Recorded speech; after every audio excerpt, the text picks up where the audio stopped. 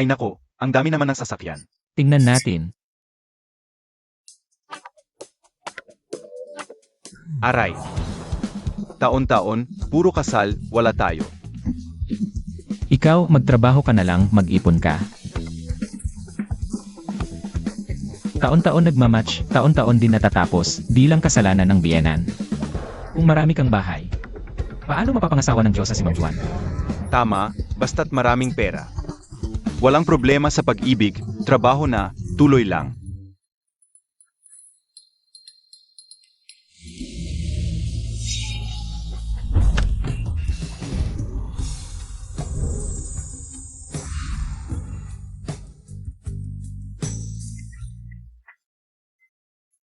Tingnan ninyo, si Bossy, bakit nandito uli sa construction? Nag-inspection. Ang katawan ni Bossy, ang sexy. Talagang maganda sa buong Jiangcheng. Kung makakasiping ko lang siya. Kahit mabawasan pa ako ng 10 taon, payag ako. Bossy yan. Ang lakas ng loob mo, magkakagusto ba yan sa atin na nagtatrabaho lang? Ano naman? Pwede namang mga, sige na, trabaho na tayo. Yan Feng, naalala ko sabi mo dati. Ikaw daw ay mayamang binata sa Beijing. Tulad ni Bossy na maganda, nakatulog ka na ba dati?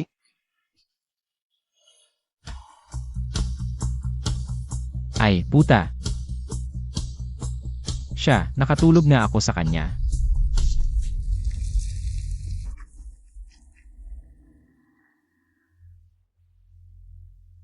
Baba ka na. Yung nangyari sa atin na nalasing ako. Huwag mong sasabihin kaninuman. Umalis ka.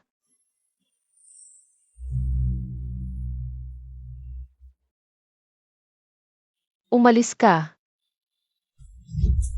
Ang yabang mo, kung totoo kang mayaman. Sasama ka pa ba sa amin dito, ama? Di mo naintindihan. Sabihin ko sa'yo, dati, tatay ko ang hari ng pera sa Beijing. Puro magagandang babae ang nasa paligid ko. Hindi na ubos. Tapos? Tapos, dahil sa maling tao, naisahan ako. Muntik na mabaon sa utang ang pamilya namin. Kaya galit na galit ang tatay ko. Muntik na niya ako palayasin. Pinag-training niya ako sa labas ng 3 taon, kaya nandito ako ngayon. Training ng 3 taon? Di ka naniniwala. Bilangin ko, ngayon na ang huling araw ng training ko. Pagkalipas ng 12:00 ng tanghali, tapos na ang training ko. Babalik na ako sa pagiging mayaman, mga pare. Sa hinaharap kung may problema kayo, pwede kayong lumapit sa akin. Tigilan mo na ang pagsasalita mo. Paang totoo lang naman. Muntikan na akong naniwala diyan. Ako ang binata. Dumating na si boss, bilisan nyo ang trabaho. Halika kayo. Ikaw itong patay na dalaga. Anong ginagawa mo? Gusto mo ba akong mamatay sa inis? Ina, tumigil ka na. Anong klaseng tao si Yan Jiaming? Hindi mo ba alam sa sarili mo? Babae laro lang siya. Nagmamalaki lang siya sa pera ng pamilya niya. Araw-araw lang gumagala at nagsasaya. Sasabihin ko sa'yo. Kahit napakasalan ko itong migranteng manggagawa. Bigla o Ensan. Yung hamak na si Yan Jiaming. Ikaw pala. Hindi ako.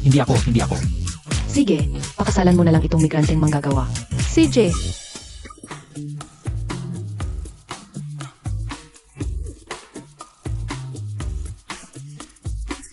Teka, sumama sa akin. Saan? Hindi ako pupunta. Anong ginagawa mo? Anong nangyayari dito? Bumalik ka dito. Huwag ganito. Anong ginagawa mo? Huwag ganito. Masa? Huwag mong gawin ito.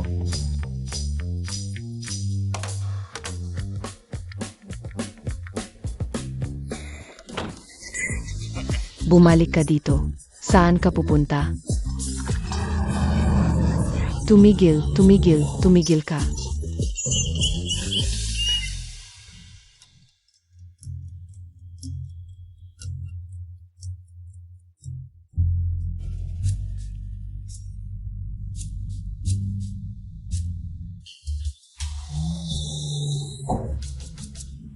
Kung titingin ka pa, bubunutin ko na ang mata mo. Ganito kasi. Ang swerte naman, nagkita na naman tayo. Dahil nagkita na naman tayo, pwede ba tulungan mo ako? Magpanggap ka bilang boyfriend ko para pakigawan ang mga magulang ko. Pasensya na. Wala akong interes, hindi ko magawa ang tulong na yan. Kung hindi ka pumayag, isusumbong kitang naghalik at nilaro ako. Ang nangyari noong isang araw, nakadepende lahat iyon sa aking kalooban. Noong isang araw, ikaw mismo ang pumersa at kinontrol ako. Ako, isang tunay na lalaki, ang aking malinis na dangal ay napahiya ng walang dahilan. Ako ang talagang biktima dito. Sino ang makakapagpatunay noon? Tayong dalawa lang ang naroon. Kung hindi ka pumayag, tatawag ako ng pulis, isipin mong mabuti. Sige, grabe ka talaga. Pumapayag na ako.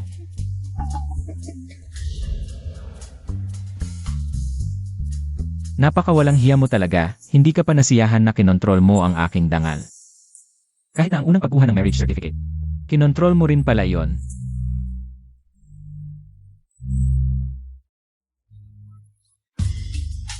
Aba, sasabihin ko sa'yo, huwag kang umasa ng labis sa akin, ikaw kasi. Ikaw lang kalasan para pakigawan ko ang mga magulang ko, iyon lang. Kapag natapos na ang bagay na ito, lahat ay nabura na sa pagitan natin.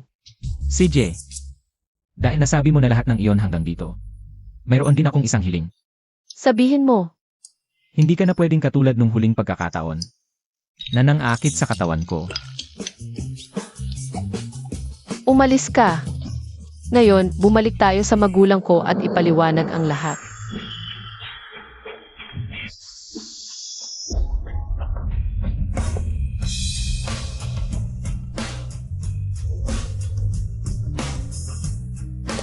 Maligayang pag-uwi, Boss Yan.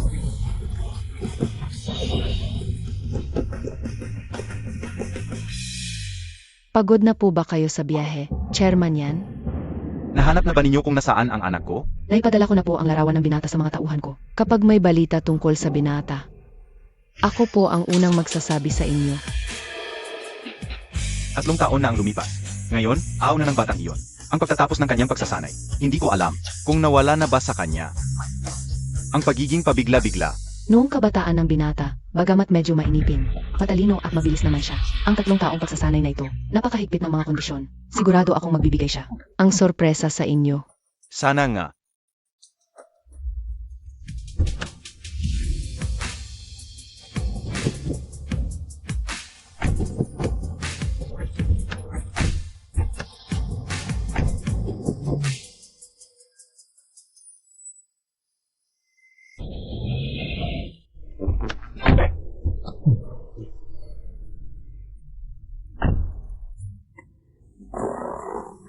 Yan, Feng, pag nakita mo ang tatay ko, maging listo ka.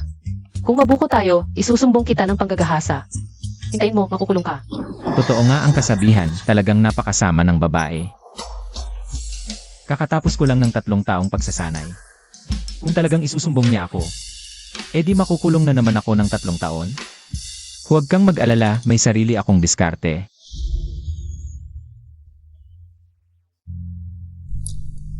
Hinawakan niya ang pulso ko. Nanay, tatay, nakauwi na kami. Anak, hindi kaya talagang magkasama na itong manggagawa? Suyan, sa wakas nakauwi ka na. Yan, Jiaming, bakit ka nasa bahay namin? Narito ako ngayon para humingi ng kamay mo. Magkasama tayo mula pagkabata, magkasamang lumaki. Bigyan mo sana ako ng pagkakataong makasama ka habang buhay. Pasensya na, kinasal na kami. Haha, kamusta po, tito, tita? Ako po si Hindi. Manugang nyo, Yan Feng. Ikaw?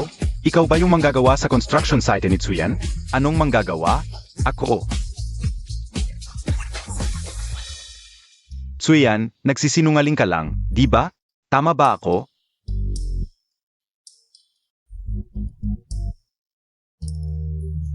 Tingnan mo. Tsuyan, baka naman nalinlang ka lang. Nang matatamis na salita ng batang ito, Hoy, ikaw, hindi ko alam kung ano ang ipinainom mo kay Tsuyan, pero pinapayuhan kita. Lumayo ka kay Tsuyan. Kung hindi, huwag kang magalit kung gagawan kita ng masama. Hoy, hindi kami maghihiwalay. Ano pa ang magagawa mo sa akin? Ano pa? Gusto mong mamatay? Tsuyan, bitawan mo. Lumabas ka dito.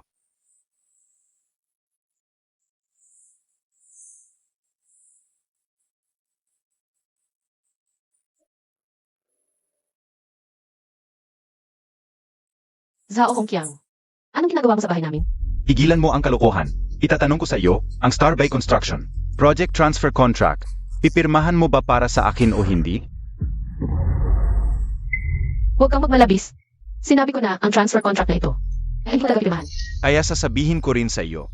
Kung hindi mo pipirmahan ang kontratang ito para sa akin ngayon, guguhoin ko ang inyong pamilyang Ye.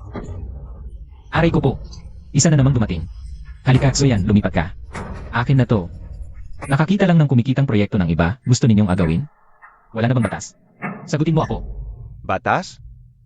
Ang aming Qiangsheng Group, dito sa Jiangcheng, kami ang batas. Sino ang manghihimasok? Ito, hindi ba't ito ang sinasabi ni Ji Zhao? Iyong si Ji Yan? Bakit nandito rin siya sa pamilya Ye? Ayos lang. Matagal na tayong mag-asawa, ang problema mo ay problema ko rin. Si Ji Yan, asawa pala ng pamilya Ye? Ji Yan, paumanhin. Bulag ang mata ko, hindi ko inakala. Na si Ji Yan pala ay manugang ng pamilya Ye. Bulag ako, hindi ko nakilala ang pamilya Ye. Maaming pagkakamali, sana'y patawarin ako ni Ji Yan. Magpakita ng awa, alis na ako. Sige, umalis ka na. Ingat sa pag-alis. Alis na ako. Sej, alis na. Yan, Feng, ano ba talaga ang katayuan mo? Bakit siya natatakot sa iyo? Maliit na tauhan lang siya, hindi karapat-dapat na makilala ako. Kung si Zhao ng Qiangsheng Group ang sinasabi mo, medyo kilala ko siya. Noong bata pa ako, siya ang nag-aalaga sa akin. Ano ba, nagpapanggap ka pa? Manggagawang hamak. Sasabihin ko sa iyo. Noong nagsasalita si Zhao Hongqiang kanina, ang tingin niya, hindi talaga umalis. Sa akin kahit isang hakbang. Kitang-kita naman. Ang Ji Yan na sinasabi niya, ako mismo yon. Ano ang kinalaman mo?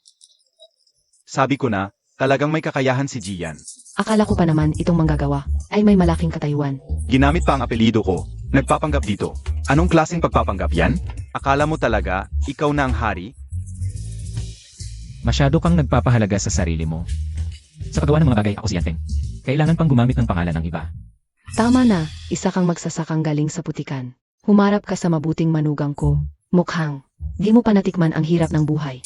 Ang pamilya yan sa buong Jiangcheng. Ang negosyo namin ay nasa lahat ng dako. Ang tatay ko, nakipagkasundo na sa Qiangsheng Group. Si Zhao Hongqiang, dapat lang na igalang niya ako. Anong pagmamataas ang pinapakita mo rito? Na noong bata ka pa, si Boss Zhao ang nag-aalaga sa'yo. Kung kilala mo talaga si Boss Zhao, tawagin mo sila. Makita namin. Nga, Suyan, tignan mo ang napili mo. Anong klaseng tao to? Pakasalan mo na. CJ, tignan ko ang oras. Wala pang isang oras, matatapos na ang pagsasanay ko. Hindi ko na kailangan tawagan siya. Siya mismo ang magko-contact sa akin. Halo. Hindi mahanap ang lugar? Sej, alam ko na. Ito, tita, dumating ako ngayon. May dala akong mga regalo, pero yung nagdadala. Hindi mahanap ang lugar. Kaya hintayin niyo muna ako, babalik ako agad. Ang bait mo naman, magiging pamilya na tayo. Bakit ka pa nag-effort? Hindi ako tulad ng iba, unang pagbisita. Wala man lang dala na regalo. Ito, tita, hintayin niyo lang ako sandali. Sige, sige. Saj na, saj na.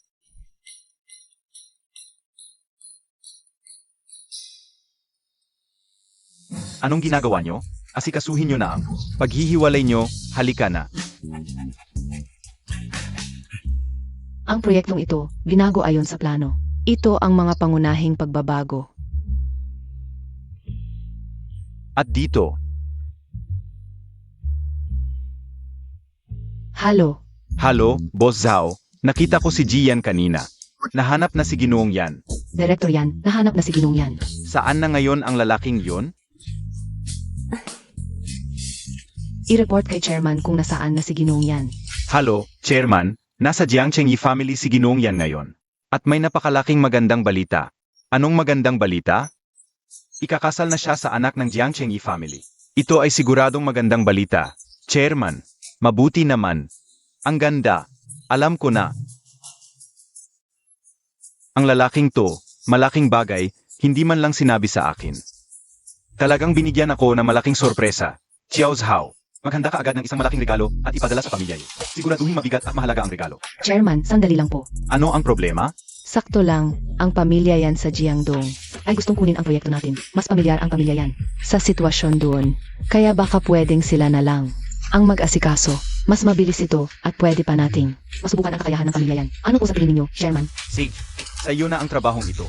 Huwag kayong mag-alala, Chairman. Siguradong masisiyahan kayo. Ay naku, Boss Zhao. Karangalan ko po ang makipagtulungan sa inyo. Boss Zhao, huwag po kayong mag-alala. Ang bagay na ito, siguradong maayos at maganda ang pagkakagawa. Hindi ko po kayo pababayaan na mag-alala kahit kunting.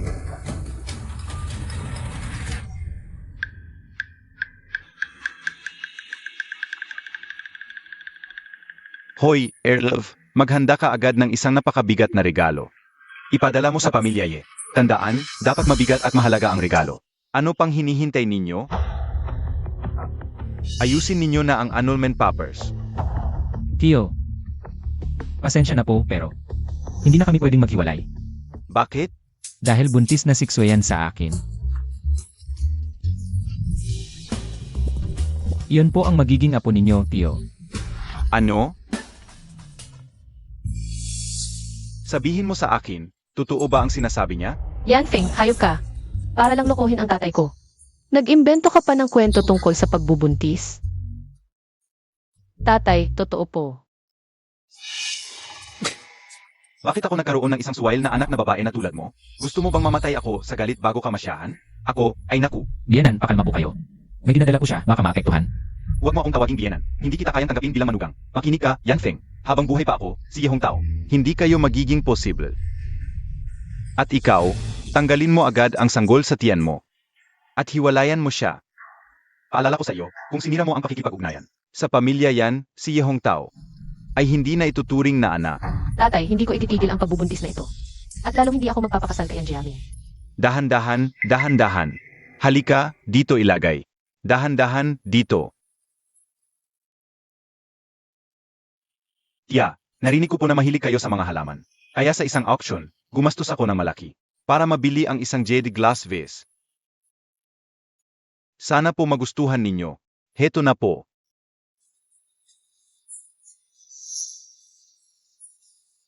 Ang bait mo naman, Yan Xiao. Matagal na naming tinatrato ni Tsuyan, na parang sariling anak. Pero bakit ka pa nag-arte? Yan Xiao, itong jade glass vase na to. Halatang napakamahal. Pa sa tiyahin mo. Naglabas ka ng malaking halaga sa auction. Nakakahiya sa pamilya Yi. Tiyo, tiya, alam nyo naman ang pera sa akin ay walang halaga. Basta masaya kayo. Kahit magkano pa ang gastusin, sulit. Ama. Tingnan mo tong bata. Ilapag mo na. Ay, construction worker, anong tinitignan mo? Naiintindihan mo ba? Yelal, bakit pamilyar sa akin tong boto mo?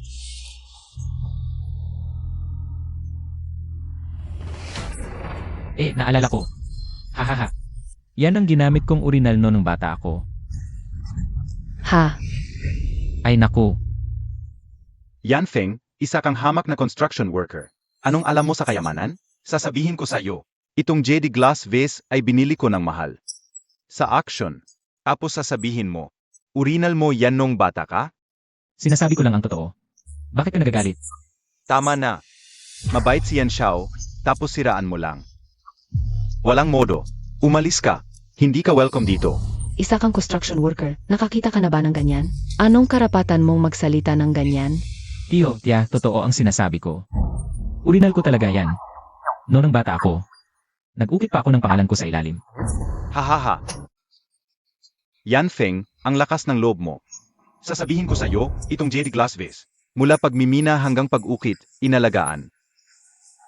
Tapos sasabihin mong urinal mo yan? At may pangalan ka raw sa ilalim? Dapat kang mapahamak.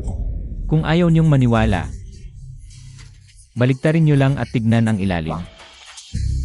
Sige, kung wala ang pangalan mo. Luluhod ka at humingi ng tawad. At iwan mo si Tsuyan magpakailanman. Di ba yan ang palanggana ko noong bata? Mukhang yun nga. Sige, kung may pangalan, maghuhubad ka. Tatakbo sa labas ng 3 beses at sasabihin. Si Yanfeng ang lolo ko. Ano ngayon? Sige, usapan na yan. Ngayon din, ipaparamdam ko sa'yo. Ang kapalit ng pagyayabang. Tingnan mo.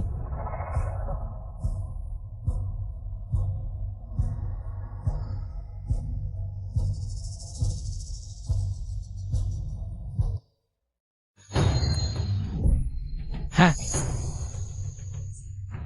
Meron ba? Ito talaga. Imposibleng si Yan Xiao to, ito. Ito ba ang ipinadala niya sa amin? Yan da Xiao. Ha. Dapat tanggapin ang pagkatalo. Halika, hubarin mo na ang damit. Nag-aantay pa ako na tawagin mo akong lolo. Sa tingin ko, ikaw ang dapat tumawag ng lolo. Tito, tita, huwag kayong magpaloko sa kanya. Ang karakter na yan, na ito ay kumakatawan sa marka ng opisyal na pagawaan ng porselana ng pamilyang yan noong panahon namin. Walang kinalaman yan sa kanya. Hoy, yan da Xiao. Gusto mo bang amuyin ang amoy? Naiiyak ko dyan ng napakaraming beses noong bata ko.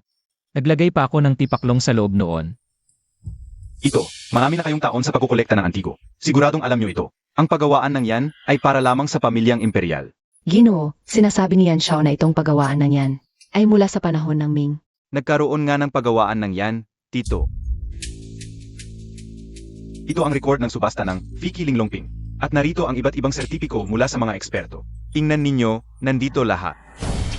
Ang lalaking ito, siguradong gustong magpasikat sa harap ni Tsuyan. Kaya nagsasabi ng kung ano-ano dito. Sabi ko na nga ba, isang manggagawang hamak ka lang, saan ka nakakita ng antigong ganito? Naiinggit ka lang sa kayamanang ipinadala sa amin ni Yan Xiao. Kaya gumagawa ka ng kwento para lokohin kami. Nakuha mo rin, tita. Lalaki, payo ko sa'yo, lumuhod ka na at humingi ng tawad. At humiwalay ka na kay Tsuyan ng tuluyan. Maaari kong kalimutan ang lahat ng nangyari ngayon. Kung hindi, Ile, kung hindi. Sige, ituloy mo. Kung hindi, ano ang mangyayari? kung hindi, hindi na ako mismo ang kailangang mag-ayos sa'yo.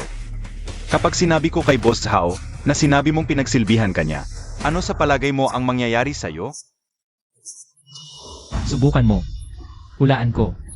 Kapag sinabi mo yan kay Boss Zhao, pagdating niya rito mamaya, magagalang pa rin niya akong tatawaging Young Master. Yan Feng. Sobra na ang kayabangan mo. Tumigil ka na. Napakayabang mo talaga. Hindi mo alam ang panganib. Tito, tita, mura lang ang buhay niya, kaya wala siyang pakialam. Pero kapag sinabi ko ito kay Boss Hao, isipin ninyo, kasalukuyang kinasal lang si Tsuyan sa kanya, baka maapektuhan ang inyong pamilyang ye. Anong hinihintay nyo? Humingi na kayo ng tawad kay Jiyan. Tatay, bakit lagi mo siyang pinatatanggol si Yan Jiaming? Anong alam mo? Sino ba si GNG? Sao? Kung magagalit siya, paano na ang negosyo ng pamilyang ye? Tatay, ibig mong sabihin, mas mahalaga ang negosyo kaysa sa kasal ng anak mo. Ano ka ba? Para sa ikabubuti mo ito. Isang malaking karangalan ang makapag-asawa ka sa pamilyang yan. Mabibigyan ka ng pamilyang yan ng mga oportunidad. Kayang ibigay ito ng lalaking ito. Tsuyan, ang pamilyang yan at ang Qiangsheng Group ay nagkasundo na sa hinahara. Hindi man tayo maging numero 1 sa Jiangsheng, siguradong nangunguna tayo. Kung pakakasalan mo ako, ipinapangako ko. Ang akin ay magiging sa iyo. Tama, dapat hiwalayan mo na itong lalaking ito. At makipag-ayos kay Jian. Ayoko. Si Yanfeng lang ang pakakasalan ko. Hindi kaya seryoso na siya sa pagpapanggap. Ano? Suel, ulitin mo. Kung hindi mo hiwalayan ang asawa mo ngayon, hindi na kita ituturing na anak. Sumasagok ka pa. Ayoko. Tsuyan, huwag mo nang galitin ang mga magulang mo. Kung hiwalayan mo lang siya ng maayos. At manatili sa tabi ko, kalilimutan ko ang lahat na nangyari ngayon.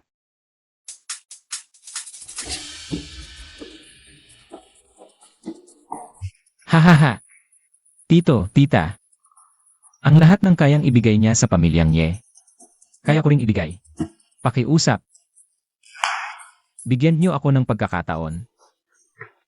Ikaw? Isa kang manggagawa. Alam mo ba kung ano ang sinasabi mo? Hahaha. Sa totoo lang, ako talaga ang... Dumating na ang bigay kaya.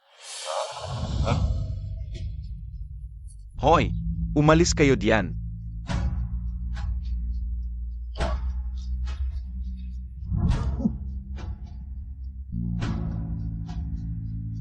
Sino ang nagpadala nito?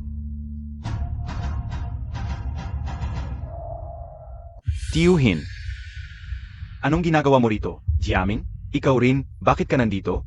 Tiyuhin, narito ako para mag-alay ng bigay kaya. Pinadala ito ng tatay ko, di ba? Utos ng tatay mo. Nadalhin ang bigay kaya sa pamilyang Ye.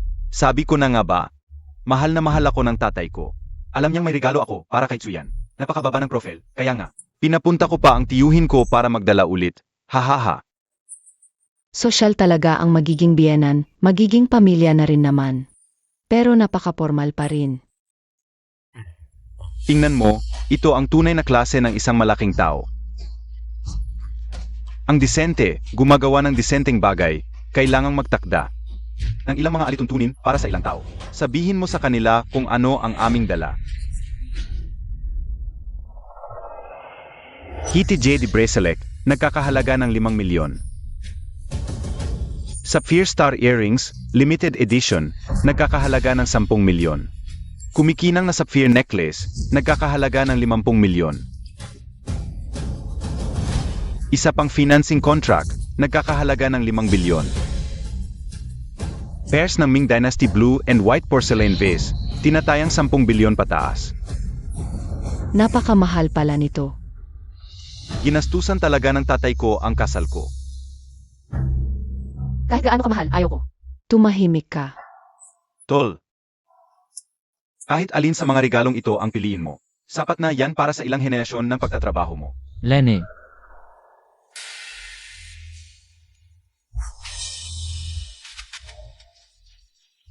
isang minuto na lang tapos na ang pagsasanay.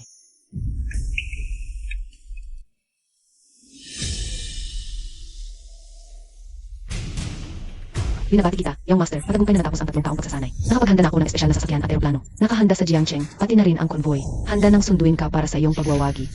Hindi na kailangan ng eroplano, puntahan mo na lang ako sa Ye family. Sige, Young Master, narinig ko na ikakasal ka sa pamilya Ye. Naganda ko ng ilang simpleng regalo para sa pamilya Ye. Hindi ko alam kung matanggap mo na ba. Teka, sinasabi mo ba na ikaw ang nagpadala ng mga regalong ito? Young Master, ang pamilya yan ng Jiangdong ang gustong humawak sa aming proyekto. Sakto, mas pamilyar ang pamilya yan sa Jiangdong. Sa tingin ko mas mabilis ito. At maaari ding suriin ang pamilya yan. Kaya hinayaan ko ang pamilya yan na magpadala para sa akin. Ganun pala. Sige, puntahan mo na ako. Sage, Young Master, alis na ako. Pupunta sa pamilya yan ng Jiangdong para sunduin ang Young Master Pawi. Opo.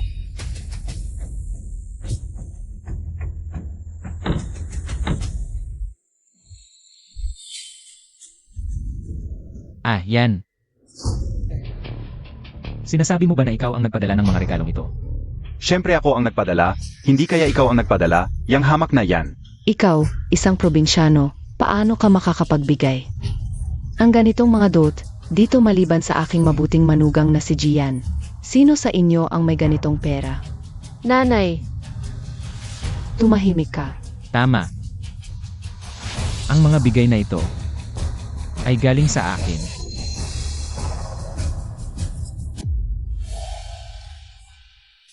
Yan, Feng, seryoso ka ba? Alam ko. Gusto mo mapakitang gila sa magulang ko. Pero sobra naman to. Ay naku, ako. Ano sinabi mo? Sa totoo lang, hindi ako ang nagbigay nito, dapat sabihin. Ang mga tauhan ko ang nagdala. Auhan? Ikaw na mahirap lang, may tauhan ka pa? Galing ka ba sa basurahan, kumuha ng mga pulubi bilang tauhan?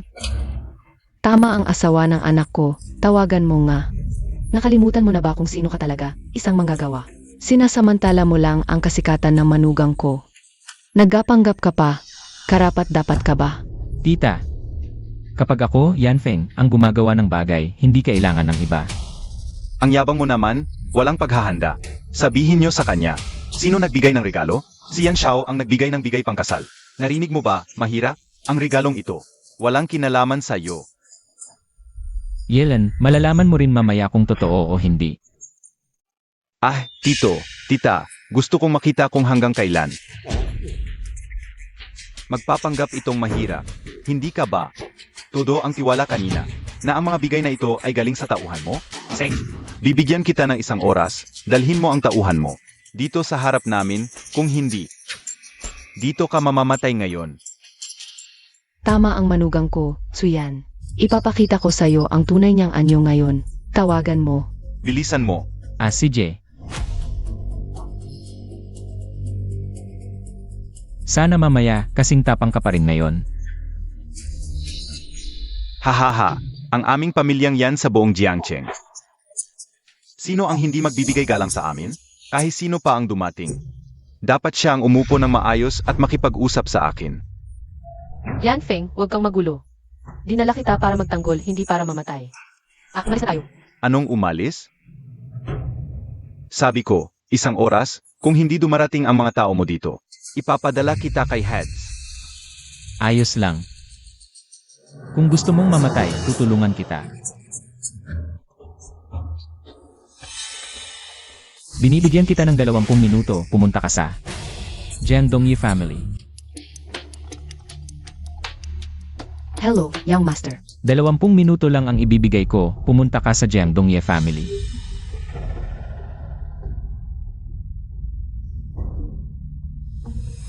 Bilisan mo, dapat makarating sa family sa loob ng 18 minuto. Opo, Boss Zhao. Yan, Baogo, paano mo to ginawa? Pumunta ka agad sa family para makita tayo. Kung hindi, kanselahin ang partnership.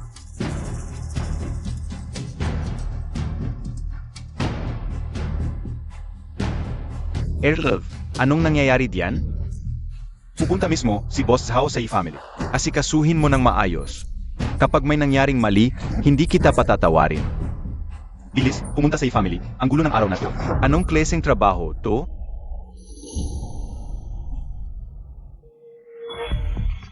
Yan, Jiaming.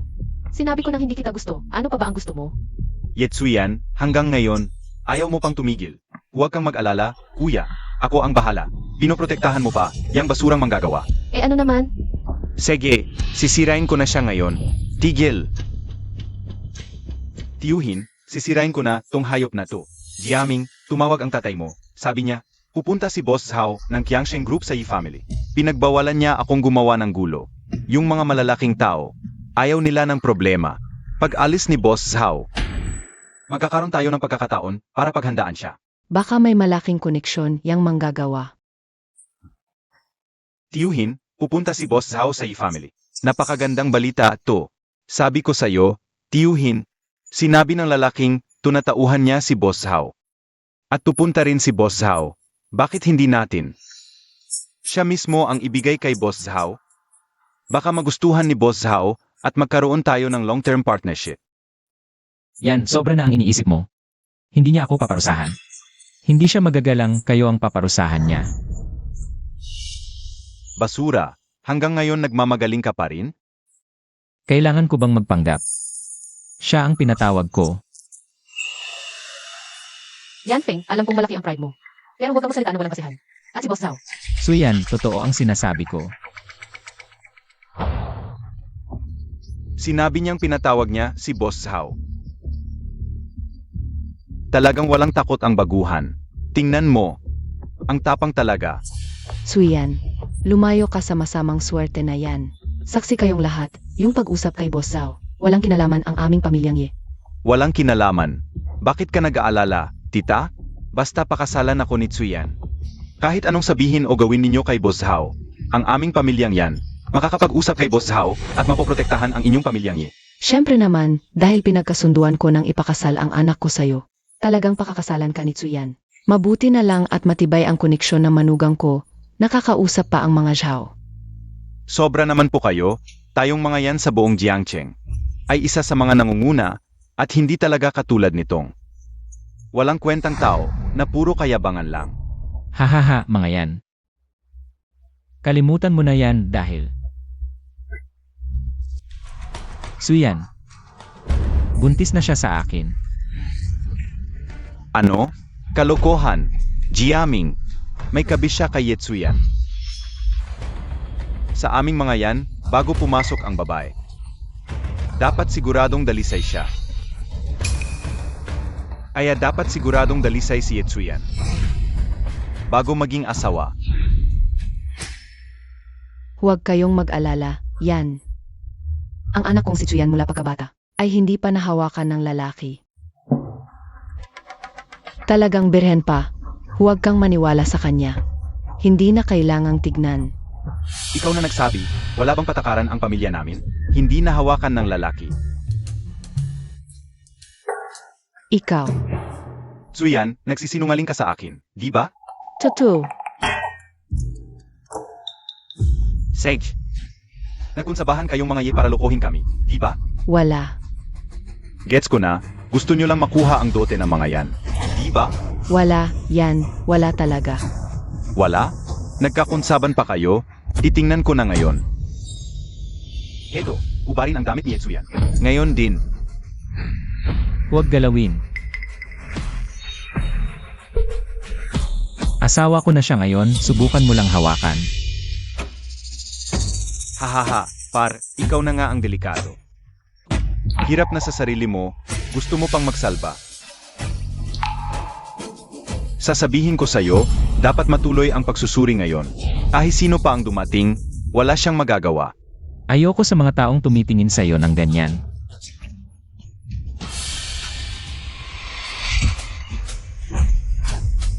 Hinampas mo ako?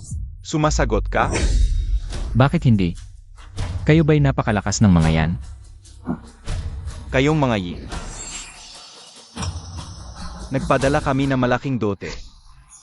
Tinanggap niyo mga ye, tapos ipinadala ang anak. Sa kama ng ibang lalaki, hindi pa sapat ang pagkakasala kay Zhao.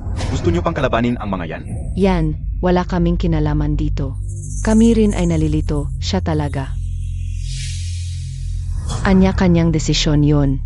Sa pamilya yan, buong puso ang aking pagmamahal. Tigilan mo yan. Bahala na kung kaninong kasalanan, ngayong araw na ito, ang inyong pamilya ye. Kung walang paliwanag, kalaban na namin ang pamilya yan.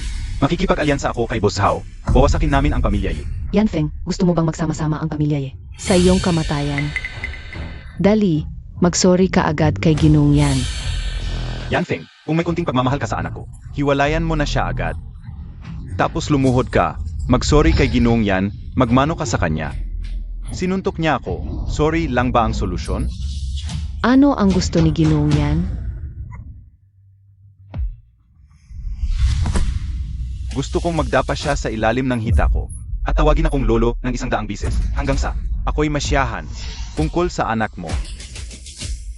Sasailalim siya sa pagsusuri dito mismo. Binigyan na kayo ng pagkakataon. Ayo na ang bahala kung tatanggapin. At tanggapin, ang katulad ni Yan Feng, na walang alam sa tamang kasal, dapat turuan kung ano ang respeto.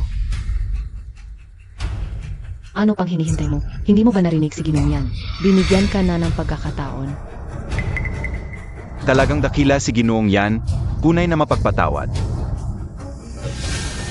Pero, ang anak ko, sanay sa ginhawa. Sa pagsusuri, maaari bang dahan-dahan lang?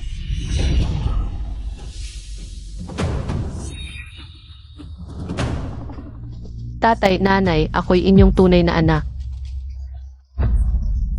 Ikaw, Tumahimik ka. Ano ang problema sa pagsusuri? Nagadabog ka pa. Para sa ikabubuti mo to. Naku tito at tita, para umangat sa lipunan. Kaya ninyong ipapalit ang sariling laman at dugo. ikaw, At ikaw, ang huling nagpaluhod sa akin. Nasa ospital pa rin ngayon. akala mo hindi ako kikilos, tinuring mo akong mahina. Bibigyan kita ng 3 segundo para lumuhod at magsorry. Kung hindi, lahat kayo dito, mamamatay. Yan, dahil sa'yo, nasaktan namin si Boss Zhao. Ngayon, dahil sa'yo ulit, kalaban na namin ang pamilya yan. Gusto mo ba kaming ipahama? Kung mahal mo si Tsuyan, dali. Magsorry ka na kay Ginong yan, magsorry. Magsorry. Magluhod. Karapat dapat ba ang pamilya yan? Kahit si Zhao Himing. Kung walang utos sa akin, hindi siya maglalakas loob. Ang laki naman ng boses mo. Ako, sa Jiangcheng, 40 taon na nakatira. Hindi pa ako nakakita kay Boss Zhao. Ikaw, isang ordinaryong manggagawa lang. Ayaw mo bang pasunurin si Boss Zhao? Yan Feng, tama na yan.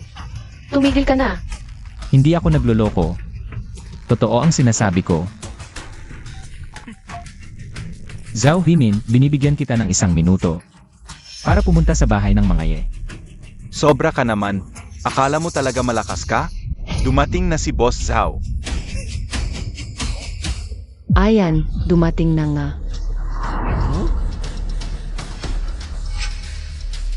Yan, Feng, sino ka ba talaga?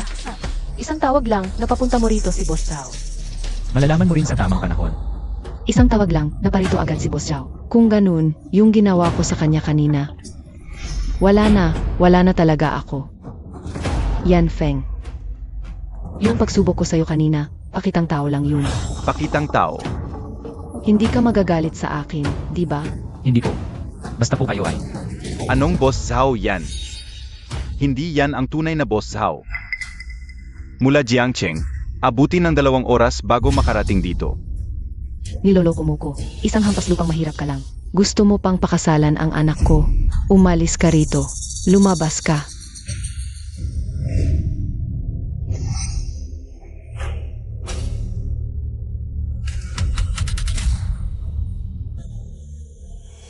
Yung master, ayos lang po ba kayo? Ayos lang. Ang galing ng pagkakaganap ay nagdala pa ng 2 bodyguard para magpakitang gilas.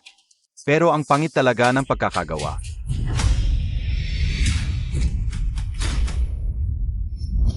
Ikaw. Hinampas mo ako. Ano ngayon kung hinampas kita? Humahap ka sa akin? Alam mo ba ang kapalit ng paghamon sa pamilya yan? Hindi ko kailangang malaman. Ang kailangan ninyong malaman. Simula ngayon, wala nang pamilya yan sa Jiangcheng. Di kaya tunay na siya, yung malaking tao na si Boss Zhao. Young Master, kontento na po ba kayo sa aking pag-aayos? Ang pangit ng pagganap ninyo. Sa buong Jiangcheng, wala pang nangahas magsabing mawawala ang pamilya yan. Ganun ba? Tiyuhin, huwag na nating patagalin pa. Putulin ang mga litid ng Peking yan. At itong isa, bunutin ng dila. Ipakain sa mga asong kalye. Ano pang hinihintay nyo? Siraan ninyo silang 2. Zhang Long, Zhao Hu.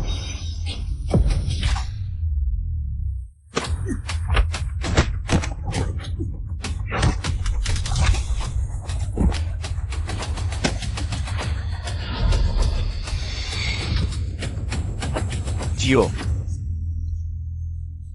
Tingnan mo, binigyan ka ng pagkakataon, hindi ka pa rin marunong gumamit.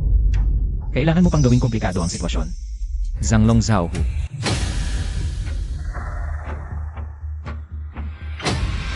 sasabihin ko sa inyo, huwag ninyo akong galawin.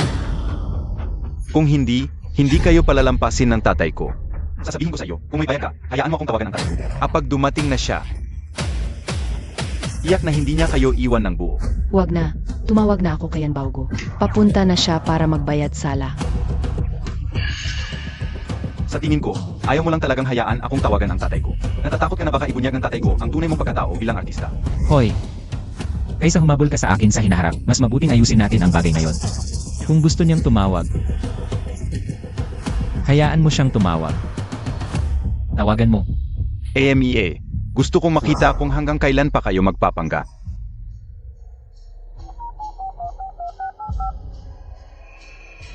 Hoy tatay, saan ka na naman napadpad? Ano? Sige, naiintindihan ko na. Hoy anak, sana hindi ka nakasagupa ng mga taong hindi dapat galawin. Magmadali ka at tumunta sa pamilya ye. Payo ko sa inyo, lumuhod na kayo at humingi ng tawad sa akin ngayon. Kapag dumating na ang tatay ko, baka maawa pa siya at hindi kayo durugin ng lubusan. Yan, Feng. Alam kong malakas ang mga taong kilala mo. Pero ang tatay niya, Jiaming, ay isang kapalit mo. Hindi ka lang sabihin sa mukha. Kung gayon, hintayin natin ang pagdating ng tatay mo para sa harapan niya. Sampalin kita ng 100 beses. Ikaw, Ito ang sarili kong problema. Pagkatapos ng araw na ito, wala na tayong pananagutan sa isa't isa. narito na ang mahalagang bisita.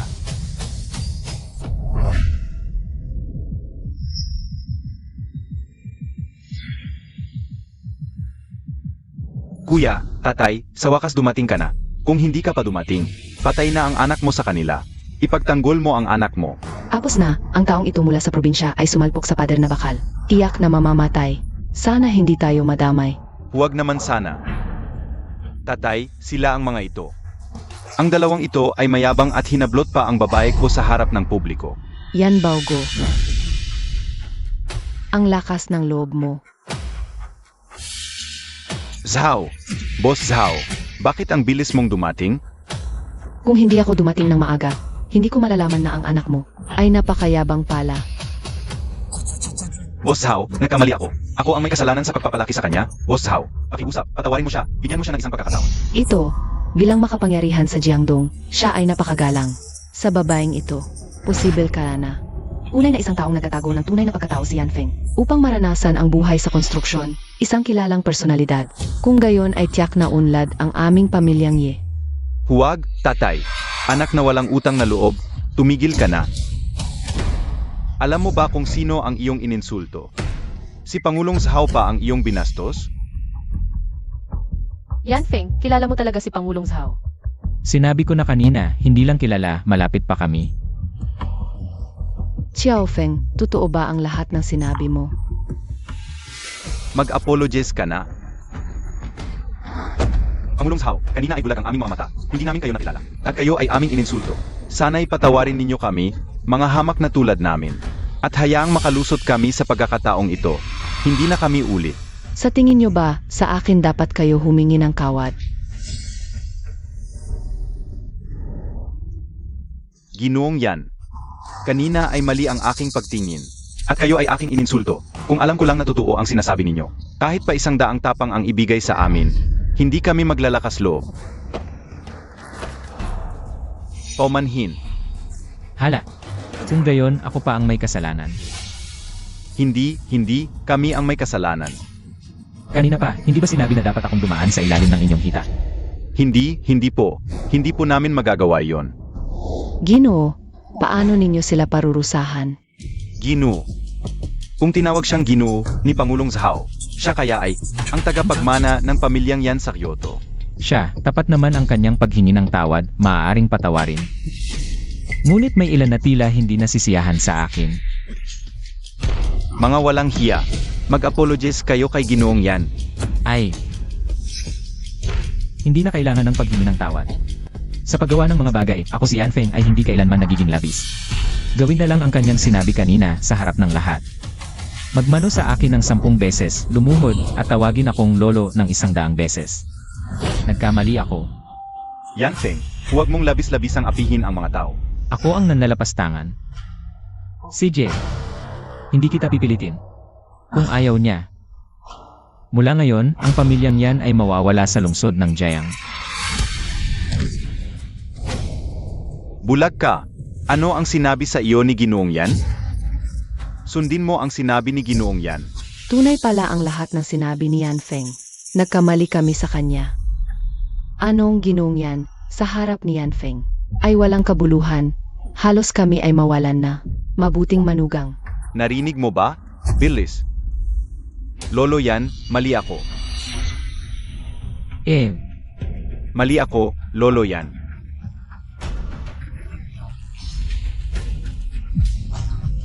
Mabait. Mali ako, Lolo Yan. Yan Feng, baka pwede na itigil na natin ito. Ang aking mabuting manugang, kung maaari ay magpatawad ka na. Hindi na kailangang makipag-away sa ganitong uri ng tao. Pagkatapos na yon, wala na tayong utangan sa isa't isa. Bawasan na lang natin ang galit sa kanila.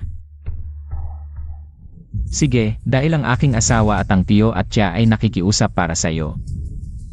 Hayaan mo na. Ginoong Yan, talagang malaki ang iyong puso. Ginoong Yan, huwag kang mag-alala, mula ngayon. Mahigpit kong pamamahalaan ang Suwail na anak na ito. Tiyak na hindi ko siya hahayaang manggulo sa hinaharap. Suwail, hindi ka ba magpapasalamat kay Ginoong Yan at kay Ji Zhao? Salamat, Ginoong Yan. Salamat, Ji Zhao. Yan Feng, ngayon ay inilagay mo ako sa kahihiyan. Sumpa ko. Sa hinaharap ay babayaran mo ito. Tanging sa pagbibigay ng aking anak na babae sa ganitong uri ng tao ako makakapagpahinga. Ngayon ay halos malutas na ang mga bagay-bagay. Dapat na nating pag-usapan ang tungkol sa kanilang dalawa. Pagsasauli ng pinsala sa aking bigay kasal. Ito. Ano, ayaw magbayad? magbabayad, tiyak na magbabayad, si Jiz Hao ay tiyak na magbabayad. Hindi lang alam kung magkano ang gusto ni Ginoong Yan na bayaran. Dahil sa inyong sinseridad, magbayad kayo ng ganito. 20 bilyon. Hindi 20 bilyon, dalawa. Hindi mo ba naiintindihan? Ang aming binata ay nagsasabing magbayad kayo ng 200 bilyon. 200 bilyon. Saan kami kukuha ng ganoong kalaking pera sa sandaling panahon? Mali, hindi 200 bilyon, ang ibig kong sabihin ay bigyan mo ng dalawa. Binigyan na kayo ng pagkakataon ng binata. Ngunit nag-aatubili pa rin kayo. Binawi niya ito ngayon. Gusto niyang magbayad kayo ng 2,000 bilyon. Bibigyan ko lang kayo ng isang araw upang mag-ipon ng pera. Kung hindi, tanggalin sa pamilyang yan. 2,000 bilyon.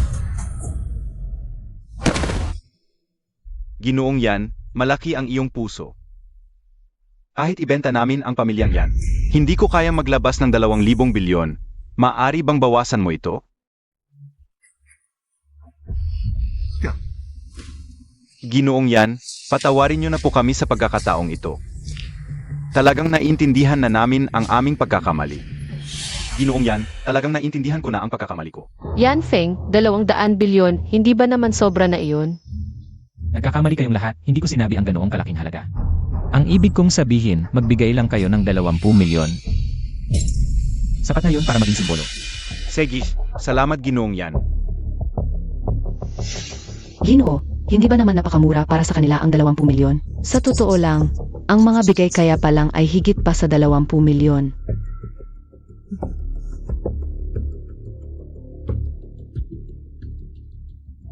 Naiintindihan ko na, ang gusto nyo ay ang kanilang pagkilala sa sitwasyon. Lanan, Ano pang hinihintay ninyo? Bilisan ninyong i-transfer ang pera sa Ginoo. 1 oras lang ang ibibigay ko sa inyo. Umalis na kayo.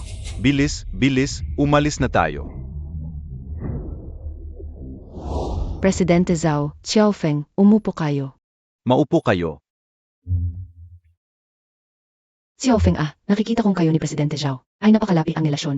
Inumin ninyo ang sa. Ikaw ba talaga ang sinasabi nilang anak ng mayamang pamilya? ang biyenan at biyenang babae na ito talaga namang mapagkunwari. Para lang mapangasawa ng anak nila ang mayaman, handa silang magsagawa ng pagpapatunay sa pagkadalaga.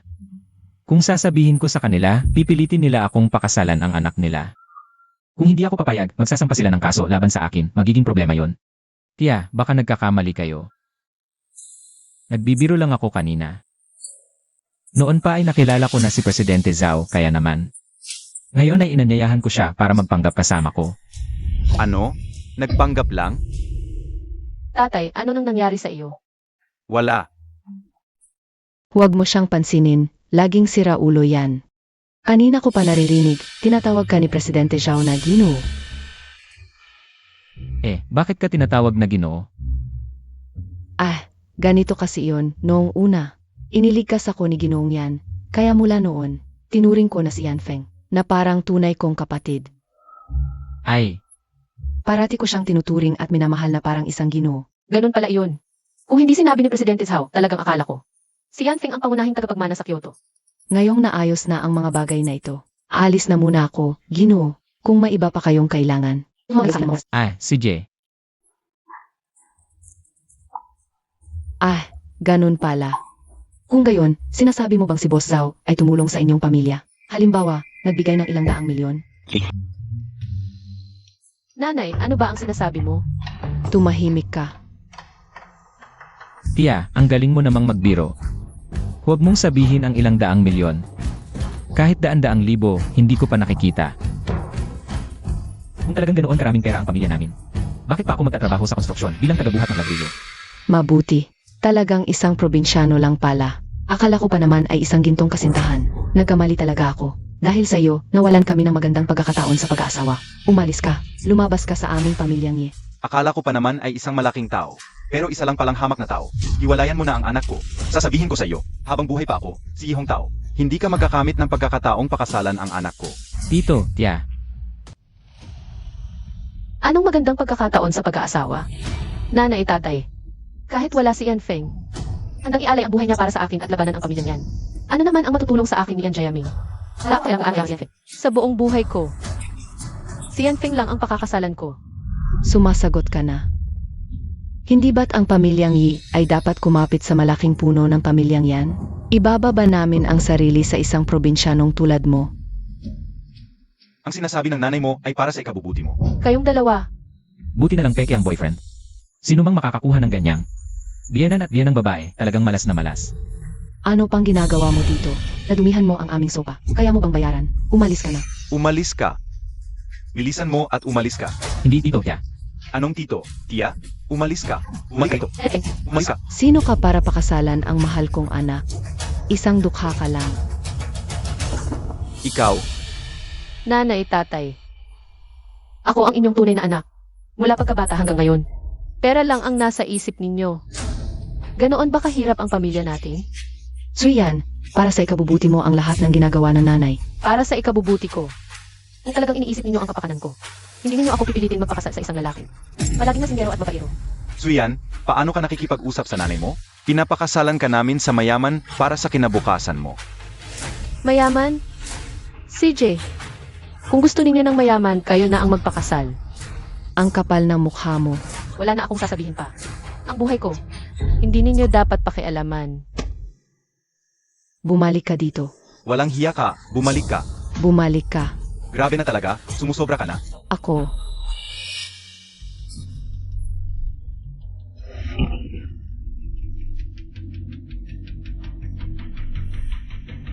Aray. Sakit sa ulo talaga. Unang beses kong nakaranas ng ganito kalaking paghamak. Yeksu yan, mula ngayon tapos na tayo.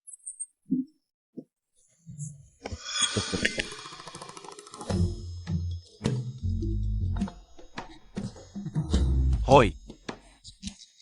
Gago ka. 3 taon na tayong hindi nakita. Ang galing-galing mo na raw. May girlfriend ka pa. Father's Day na, dalhin mo siya rito. Para makilala ng tatay mo. Anong girlfriend? Hindi ko alam yan. Nagpapanggap ka pa sa harap ko, no? Akala mo makakalusot ka sa kasal ninyo? Ay. Tatay, mali ka, hindi siya girlfriend ko. Nagpapanggap lang kami. Makinig ka sa akin. Kung hindi mo siya dadalhin ngayong Father's Day, 3 taon ka uli sa probinsya. Ayoko na. Tatay, teka lang. Kakapaalis ko lang sa kanya.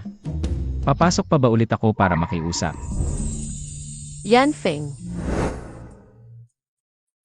Hoy, bakit ka lumabas? Salamat sa tulong mo ngayon. Para maiwasan si Anjiaming. Walang anuman.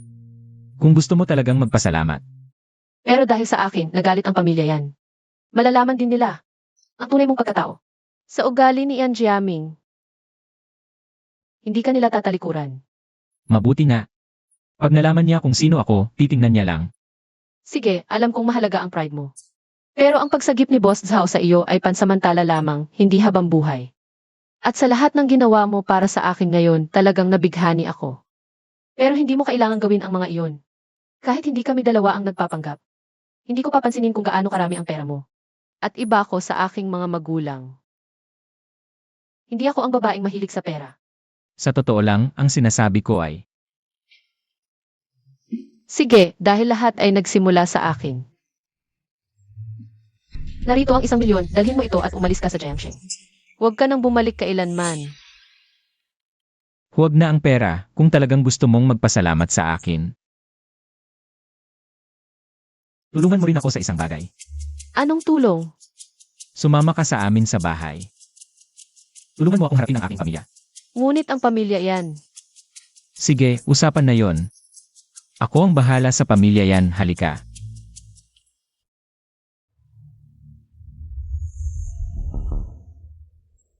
Ang Yanfeng na ito, walang kwenta. Pinahamak ako ng husto. Balang araw. Ilulugmok kita sa ilalim ng aking mga paa. Hoy! Aming, naloko tayo ni Yan Feng. Siya ay hindi talaga isang mahalagang tao. May kaunting koneksyon lamang siya kay Boss Zhao. Inanyayahan niya si Boss Zhao para magpakitang gilas. Ano? Iyon ang sinabi niya mismo, totoo yon, aming. Sa puso ko, ikaw ay isang mabuting manugang. Punyeta, ang batang ito ay nangloko sa akin. Inagalitan ako ng tatay ko dahil dito, Sage. Hintayin mo ako. Ay, ang batang ito, hahasyaw-zhaw. Bukas, ang batang ito ay dadalhin ang kanyang nobya. Pumunta ka sa pinakamalaking hotel sa Jiangcheng, ang Goming Hotel. Mag-book ng pinakamalaking pribadong silid, huwag tayong mapahiya, at huwag mawalan ng dignidad ang pamilya yan. Sige, Chairman, gagawin ko na ito. Maghanda ka rin ng ilang mamahaling regalo. Pagkatapos ng lahat, ito ang unang pagkikita. 3 taon, sa wakas, natapos na ang hirap ko. Hindi ba ito ang pinakamagandang residential area sa Jiangsheng, ang Longhubay? Yanfeng, ito ba ang bahay mo? Ang lugar na ito ay bahay ni Zhao Huimin. Ang bahay ko ay wala sa Jiangsheng. Kaya pala ang mga nakatira dito ay mga taong may mataas na katayuan. Sige, ipapakita ko sa'yo. Karaniwan, hindi ko talaga kayang pangasiwaan ang lahat. Tatay, Hoy, tol, ilang taon na lang, ang laki na ng pinagbago mo ah. okay lang. Ito, girlfriend ni Xiaofeng? Siya nga. Tol, ang ganda ng taste mo ah. Ang ganda-ganda ng girlfriend mo. Hello, Tito. Hello, Boss Zhao. Upo na kayo. Huwag kayong mahiya. Upo.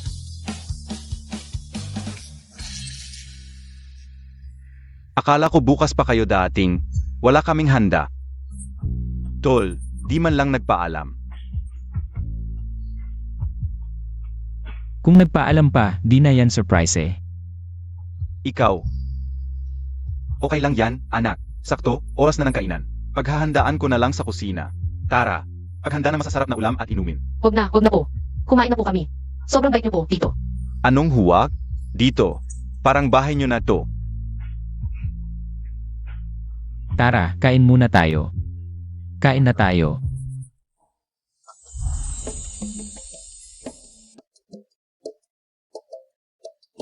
Hala, di ba ito yung Golden Swallow Bird's Nest with ginseng? Anak, nakakain ka na nito? Hindi pa po, pero narinig ko na po. Ginagamit dito yung pinakamagandang bird's nest at 1,000-year-old ginseng. Abot ng milyon ang isang platong yan. Maami ka palang alam. Pero itong ulam na to, paborito to ni Xiaofeng mula bata pa siya. At ito talaga ang paborito niyang ulam. Tatay, kahapon lang naipaliwanag ko yung tungkol sa identity ko. Sinasadya mo ba yung pagpapahiya sa akin? Yanfeng, di ba talaga ikaw yung first year ng Kyoto? Anak, tikman mo to, bluefin tuna belly to. Ah, At ito pa. Tatay, pwede bang ibang usapan na lang? salamat po, Tito. Ito, ang sarap talaga. Kung masarap, damihan mo pa. Ito yung ordinaryong pamilya na sinasabi ni Yanfeng. Ay, nga pala. Suyan, paano mo ba nakilala si Xiaofeng? Sa construction site. Sabi ka. Ilang taon na kayong magkakilala? Tatay, kinukumpirma mo ba yung background nila?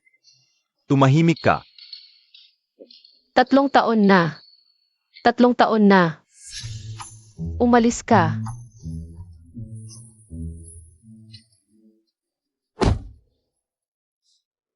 Layas.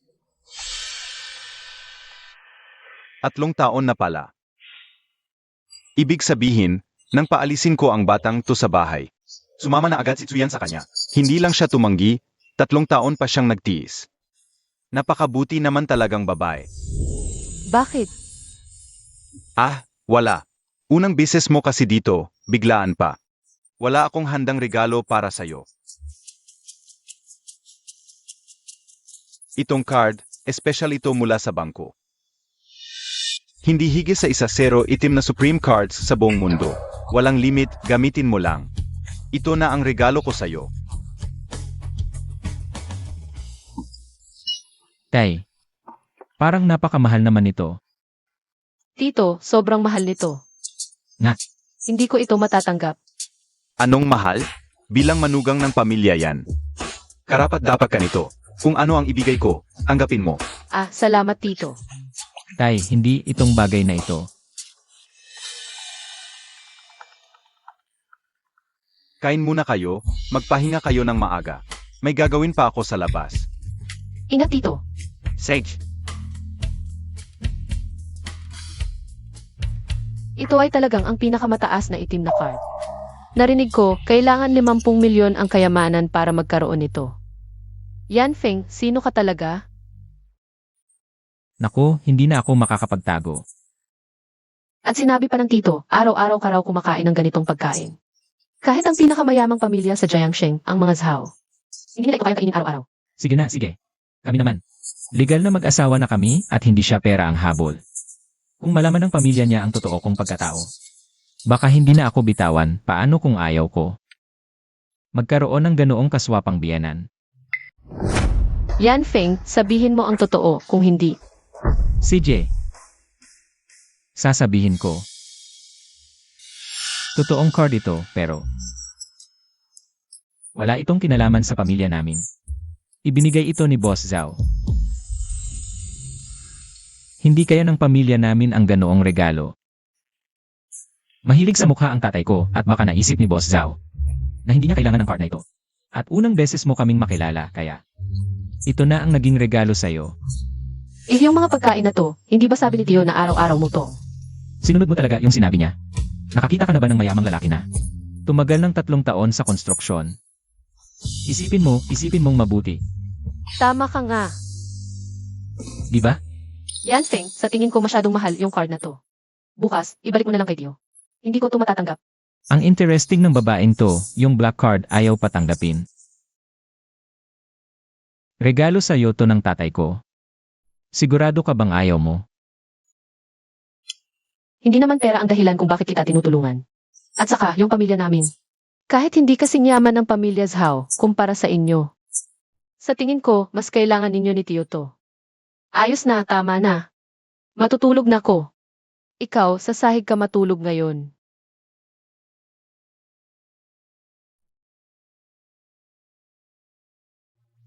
Napakabuting babae.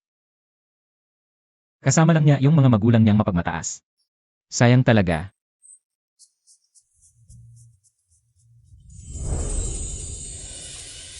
Direktor yan, handa na lahat sa hotel.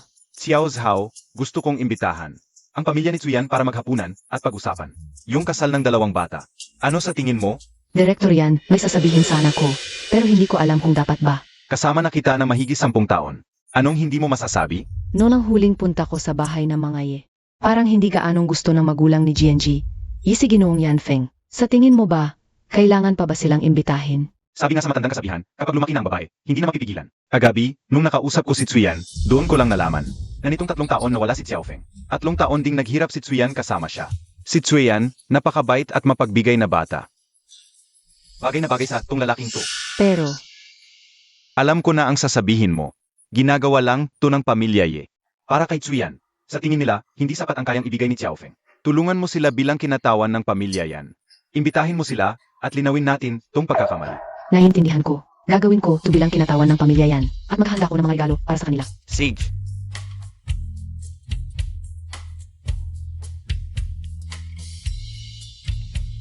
Zhao Hongqiang. Agad-agad, magpadala ka ng 2 bilyon sa pamilya Yi bilang pamilya yan. Aray. Gising na. Kumain na tayo ng almusal. Halika, halika. Tsuyan, kumusta yung tulog mo kagabi? Tio, ang ganda ng tulog ko kagabi. Ang tagal-tagal ko nang hindi nakakatulog. Ang sarap na nito. Tatay, ano ba ang ibig sabihin ng tingin mo?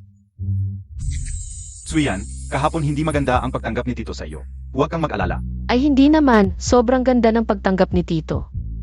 Mamaya, ikaw at si Xiaofeng ay pumunta sa National Hotel. Isama mo ang mga magulang ng iyong asawa. Magkasama tayong magkita-kita at pag-usapan natin ang tungkol sa kasal ninyong dalawa.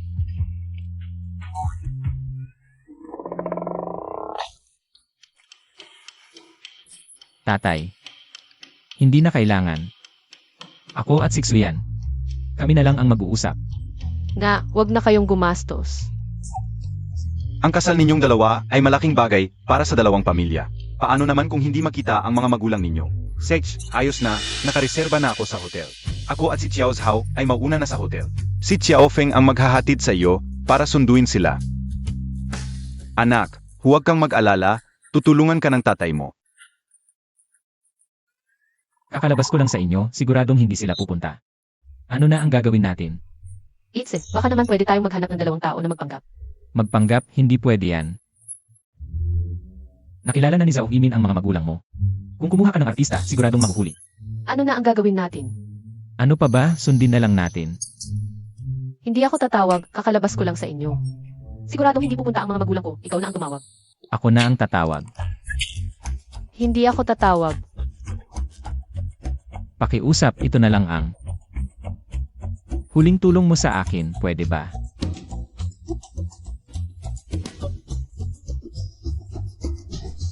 Susubukan ko. Sig, pupunta kami ng maaga, Sej. Anino ang tawag, nakangiti ka pa.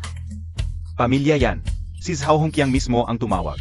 Sabi niya, hindi lang siya titigil sa Star by Project. Maglalagay pa siya ng 2 bilyon sa atin. 2 bilyon, totoo ba? Siyempre totoo. Sa telepono, si Zhao Hongqiang ay nangako sa akin. Nga pala, sinabi rin niya, inimbitahan tayo ng pamilya yan sa National Hotel. Papag-usapan ang kasal ng anak nila, ang anak natin. Ay nagbago na ang isip. Sinabi mo bang ang pamilya yan ang nag-imbita sa atin? Si Zhao Hongqiang ba ang tumawag sa iyo? Baka si Emar Zhao ay para sa batang iyon. Ay hindi pwede, sa maliit na lugar ng Jiangcheng. Bukod kay Emar Zhao at pamilya yan, sino pa ang may ganoong karaming pera? Saka kung gusto ni Emar Zhao, bibigyan siya ng 2 bilyon. Pupunta pa ba siya sa construction site? Sa tingin ko, ang ating mahal na anak na babae. Nakapag-isip na, at nakipag-ayos na kay Jiaming. Ganoon nga. At ang Goming Hotel ang pinakamagandang hotel sa Jiangcheng. Pag-aari ng pamilya yan, isang kainan lang ay daan-daang libo. Kahit magtrabaho siya sa construction site habang buhay, hindi niya kayang bayaran iyon. Mahal na anak, tumawag si Zhao Hongqiang sa tatay mo. Tinatawag tayo doon. Nanay, tatay, hindi ba kayo tutol sa akin at kayan? Naisip na namin ng tatay mo, ito ang desisyon mo. Sinusuportahan ka namin, sige na, mag-aayos na ako ng gamit. CJ. Kumusta, pumayag na ba? Mabuti, magbihis na tayo, alis na.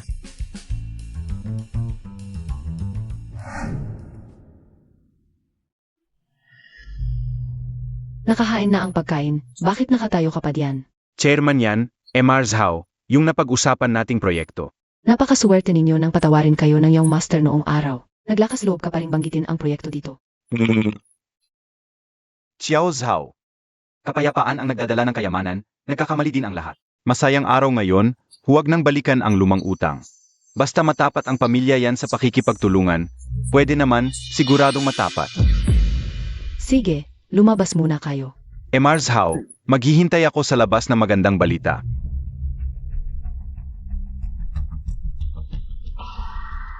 Chairman yan, hindi ninyo alam noong nasa pamilya ang ginawa nila sa iyong master.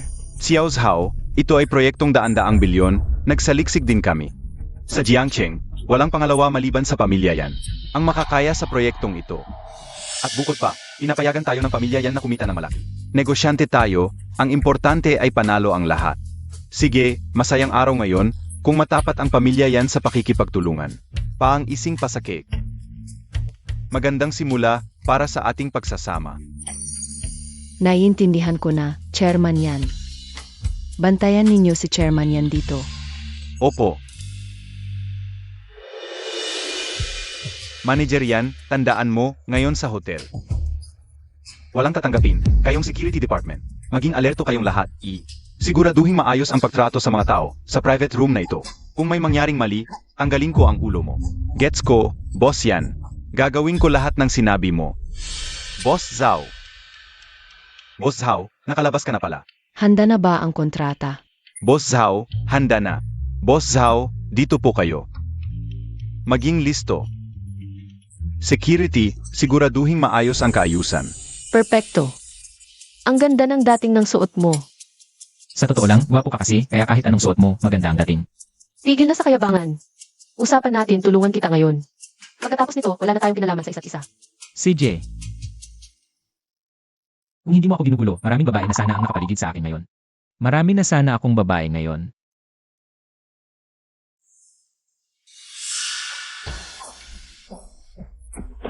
Nakakasakal talaga. Kung hindi dahil sa tatay ko, na pinilit akong sumama sa kanya, hindi ako mabibiktima ng ganito. Muntik na akong mabaliw. Ma, nasaan na kayo ni Pa? Yetsu yan. Mabuti pa, ito na yung mag-asawang hayop na to. Naghahanap pa naman ako ng paraan para hanapin kayo. Huwag magmadali. Hintayin muna natin. Yan, Jiaming, bakit ka nandito? Bakit ako nandito? Dahil sa inyong mag-asawang hayop na to. Dahil sa inyo, kailangan kong magpaalam sa tatay ko bago gumawa ng kahit ano. Anong pinagtatawa-tawa mo? Buti na lang nandito ka. Noong niloko mo ako, hinahanap-hanap kita. Ngayon na lang, pag-usapan natin ng maayos. Security. Yung master yan, baliin ninyo ang binti niya. Itapon siya sa labas. Yan, Jiaming, ano ang gagawin mo? Ano ang gagawin ko? Siyempre, maghihiganti. Humph, yan. Mukhang hindi ka natuto sa huling aral na ibinigay ko sa'yo. Kung magpupumilit ka pa rin, handa akong turuan ka ulit. Putang ina, binabanggit mo pa ang nakaraan. Patayin ninyo siya. Tumigil kayong lahat. Manager Lee, buti na lang nandito ka. Ito yung dalawa. Sira ang kaayusan sa hotel natin. Kausapin mo ang ilan. Itapon ninyo silang dalawa sa labas. Hindi po, manager. Kami ay inimbitahan ni Boss Tao. Ang ating jefe. Kaduda-duda. Nasa taas ngayon si Boss Hao at ang tatay ko. Nasa conference room, nag-usap tungkol sa trabaho. Akala mo ba, ang aming guming hotel, kahit sino na lang, pwedeng pumasok. Sasabihin ko sa iyo, siya, isang hamak na manggagawa lang. Ang tatay niya, sa pinakamataas. Isa lang yan, basurero. Yan, Jiaming, magsalita ka ng maayos. Bakit, nasasaktan ka? Sabihin ko sa iyo, ang National Hotel namin, ay ang pinakamaluho na hotel sa Jiangcheng. Ang tatay niya ay isang mabahong basurero lang. Sa buong buhay niya sa pagpapakal, hindi niya kayang magkonsumo dito kahit isang beses. Yan Xiao. May napakabigating bisita ang hotel namin ngayon. Iniutos ni General yan kanina. Hindi kami mag-entertain ng kahit na sinong customer. Para lang, hindi maabala ang bisitang iyon. Halika. Sabihin mo ulit ang sinabi mong iyon. Nasaktan ba? Tinamaan ka ba? Sasabihin ko ulit. Ang tatay mo ay isang mabahong basurero lang. Ano ngayon? Pinatawad na kita noon, pero hindi ka pa rin natuto. Pero ngayon, hinamak mo ang tatay ko. Hindi na kaya ng tito. Ang tiisin ito. Yan Xiao. Bastos, nangahas kang manuntok sa aming National Hotel. Yan, Feng, okay na ba ang kamay mo? Ah, okay lang ako. Ita, nangahas kang manuntok sa akin sa aking teritoryo. Patayin niyo siya. Huwag kayong gumalaw. Tawagan nyo. Kung nangahas kang magsalita, bakit hindi ako manuntok? Binabalaan ko kayo, huwag kayong gumalaw kung hindi. Magsisisi kayo. Sino ka ba? Kaapat-dapat ka ba? Totoo ang sasabihin ko sa inyo. Ang napakabigating bisitang. Sinasabi nyo, ako yon. Hindi. Yan Feng, huwag mong isipin na dahil kilala mo si President Hao at nakakausap mo siya, magaling ka na. Totoo rin ang sasabihin ko sa'yo. Ang napakabigating bisita ng tatay ko ngayon. Iyon ay ang tunay na boss sa likod ni President Hao. Ang tawag sa kanya ay Cash King ng Kyoto. Chairman yan. Iyon ang tatay ko. Ikaw, ang tatay mo? Pwede na ba kaming pumasok? Ito, yan Xiao. Yan, Feng, sobra na ang kayabangan mo. Ay, huwag kang mag-alala, hindi ako nagsisinungaling. Tara. Tumigil ka. Probinsyano, niloko mo na ako noon, ngayon. Lolokohin mo pa ako? Kung totoong si Chairman yan ang tatay mo. Bakit ka nagtatrabaho sa konstruksyon? Nagbubuhat ng mga ladrilyo? Kung niloloko kita, tawagan mo ang tatay mo.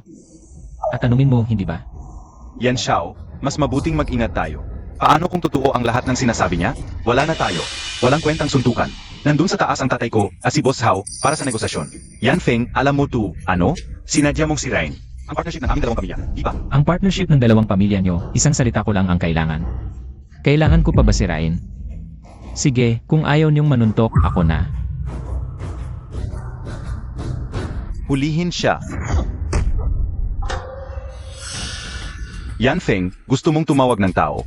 Ngayong araw, wala kang takas. Ang makipag-away kay Yan Xiao, wala pang ipinapanganak na may ganong kapal na mukha. Dalawa kayong mga walang takot sa kamatayan. Grabe ang kapal na mukha. Naglakas loob pa kayong maggulo. Dito sa Guming Group. Manager Lee, wag mo nang patagalin pa. Tumawag ka ng tao. Hoy, pumunta kayong lahat sa lobby. May nagwawala dito. Sasabihin ko sa'yo, sa buong Jiangcheng, walang may bayad, na makipag-alitan sa pamilya yan. Ngayon ang katapusan mo. Sige, tingnan natin kung sino sa atin ang mauuna. Hoy, nasaan na kayo? Bakit di kayo nagsasalita? Nasaan na kayo? Patayin niyo siya. Yan Feng, ngayon ang katapusan mo. Sino ka? Subukan mong galawin ang isang daliri ng anak ko. Umalis tayo.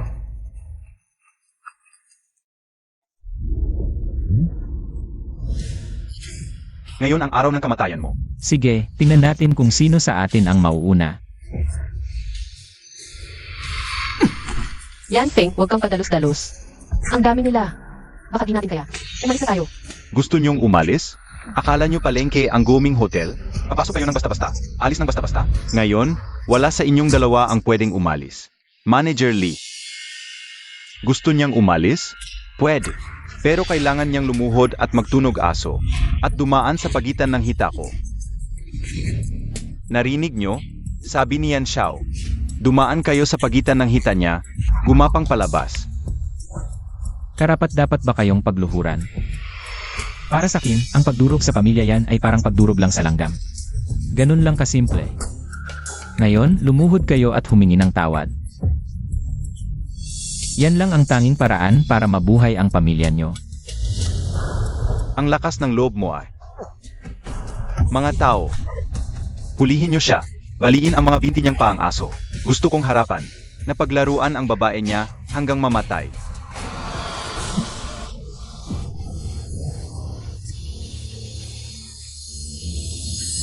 Tumigil kayong lahat.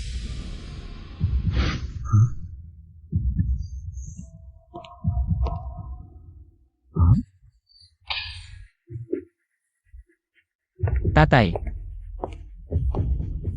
Tito, Bulag-bulagan kayo. Pinangahas niyo pang galawin ang EIE ko. Si Yan Fukang. AME, sino ka?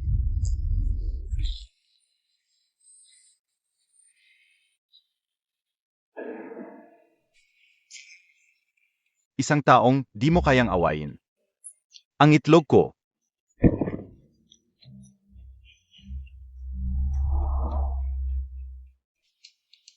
Manager Lee, okay ka lang ba? Yan, Feng. Ganun ba kalupit ang tatay mo? medyo mainit nga talaga ang ulo ng tatay ko. Ang init-init naman ng ulo niyan. Makinig ka, kung may mangyaring masama sa anak at manugang ko ngayon, sa buong buhay nyo. Naka-wheelchair kayo. Sino pala to? Akala ko sino, nakaayos naman pala. Akala ko, galing sa mayaman, pero pobreng tatay pala nito. Naka-wheelchair daw kami? Sa tingin ko, ayo ang dapat naka-wheelchair. Ano pang hinihintay nyo? Patayin nyo sila. Bago ka magpadalos-dalos, isipin mo muna kung kakayanin mo ang mga kahihinatnan. Anong kahihinatnan ang pagpatay sa dalawang pobreng tulad ninyo? Di mo ba narinig ang sinabi ko? Sandali. Yan, Jiaming. Ako ang may kasalanan nito, ako ang sasagot. Pakiusap, pakawalan mo silang dalawa. Ang lalim pala ng pagmamahalan nyo. Pwede silang pakawalan, pero dito ka. Mag-strip show sa harap ng lahat. Baka sakaling mapasaya mo ako at pakawalan ko siya. Pakawalan ko sila. Suyan, Huwag mo siyang pansinin, dito ka sa likod ko. Baka madumihan ka ng dugo. Yan Feng, alam kong mabuti kayo ni Tito. Pero wala si Boss Zhao ngayon. Di natin siya kayang talunin. AME. Ano ba ang Yan family? Ang yabang. Anak ka niyan Baoguo, di ba? Ayos, matalas ang mata mo, matanda. Sige.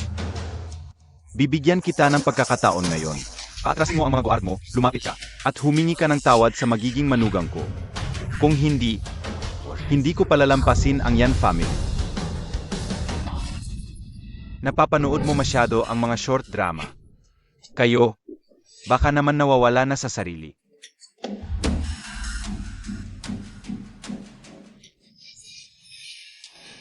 Matanda, sino ka ba? Kailangan ba ng Yan family ng awa mo? Tanggihan mo, di ba? Karapat-dapat ba kayo? Mabuti, akala mo kayang kontrolin ng inyong pamilyang yan ang lahat. Pero ang mundo ay malawak at marami ang kayang durugin ang pamilyang yan. At sa kasamaang palad, kami ay isa sa mga yon. Ang dami mong salita. Sige, atakihin. Tatay, ilayo mo si Xuyan.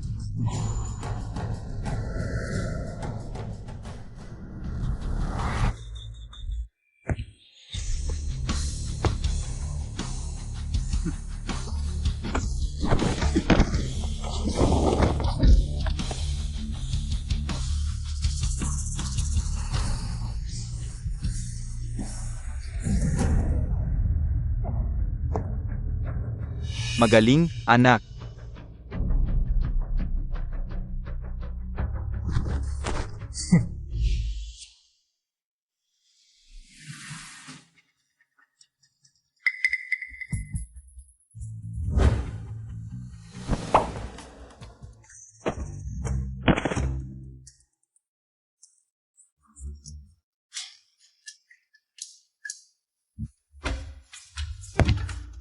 Ikaw.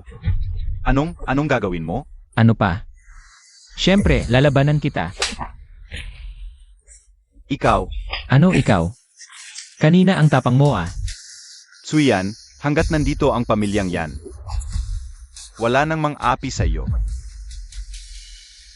Sasabihin ko sa iyo, nandito ang tatay ko. Malalaman niya ito. Ano naman kung malaman niya? Nakalimutan mo na ba ang kahabag-habag na itsura ng tatay mo? Halika. Ngayon na. Lumuhod ka at humingi ng tawad kay Xuyan. AMEA, ikaw lang na walang kwentang tao. Kahit ang tatay mo, si Yang Baoguo, na nandito, ay hindi makapagsasabi ng hindi. Ang yabang mo.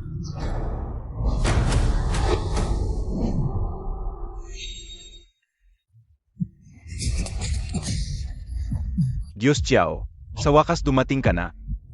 Hindi lang siya nagulo sa hotel. Sinabi pa niyang wawasakin niya ang aming pamilyang yan. Diyos Chiao, ikaw, patayin mo siya agad. Huwag kang mag-alala, Jian, ako na ang bahala.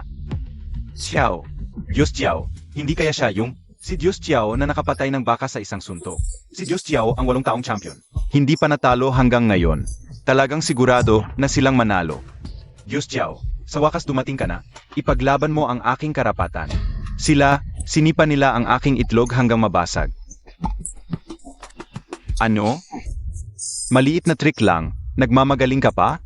Subukan muna kita.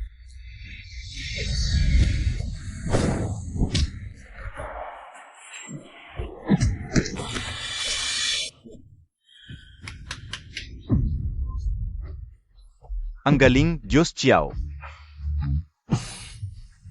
Hahaha. Yan Feng, sasabihin ko sa iyo. Ngayon ang iyong huling aw. Ginoo, malakas ang taong ito. Ayos lang, ako na. Kayong dalawa. Magpahinga muna sa tabi. Bata, naglalakas loob kang hindi pansinin ako. Diyos Chiao, siya yun, si Yan Feng.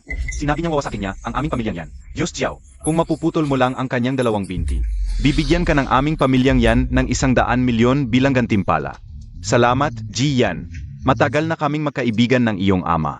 Pag-usapan natin ang pera, di ba masasaktan ang pakiramdam? Bata ka. Ikaw ba ang magpapatiwakal o ako ang maghahatid sa iyo? Sa lakas mo, hindi karapat-dapat na ako ang magpapatiwakal. Hinahanap mo ang kamatayan. Yan Feng.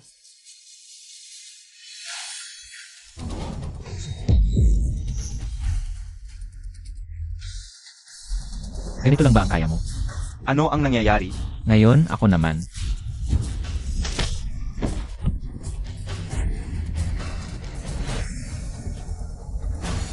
Ikaw.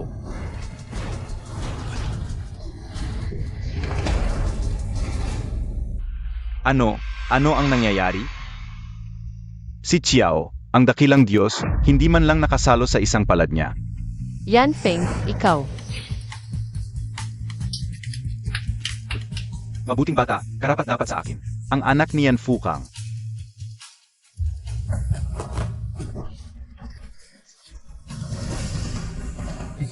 Ikaw, huwag kang lumapit. Jeez Hao.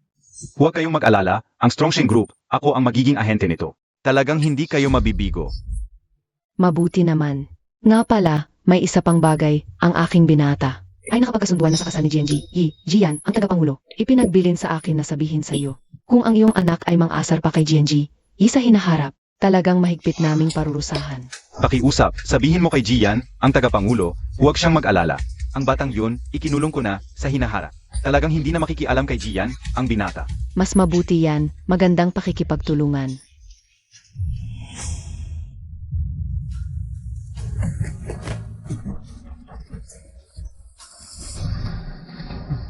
Ikaw, huwag kang lumapit.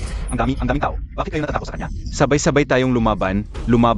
Bakit kayo natutulala? Lumaban.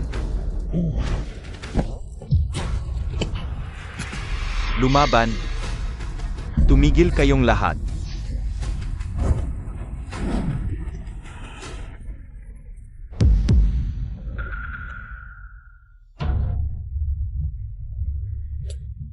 Jian, Jizhao, sa wakas dumating kayo, itong tatlong ito.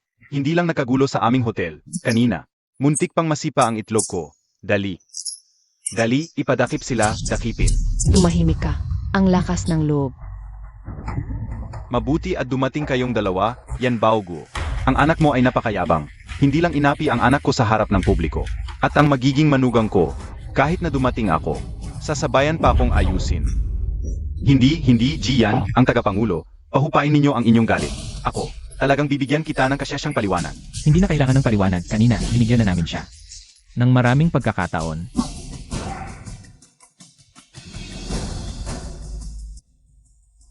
Ikaw, suwail na anak, walang pahintulot ko. Sino ang nag-utos sa iyong lumabas? At magdulot ng problema sa akin? Ginoong Zhao, hindi ka noon. Nung dumating kami, sinabi na namin sa kanya, kami ay inimbitan ninyo. At ni Tiyo yan. Sila ang unang nanapak. Kaya napilitan kaming lumaban. Kayo dalawa. Lumuhod na kayo at humingi ng tawad kay Direktor Yan at Ginoong Yan. Hindi na kailangan. Kanina, sinabi ng aming Ginoo. Napakaraming beses na silang binigyan ng pagkakataon. Simula ngayon, wala nang pangangailangan para sa pamilya yan. Ito.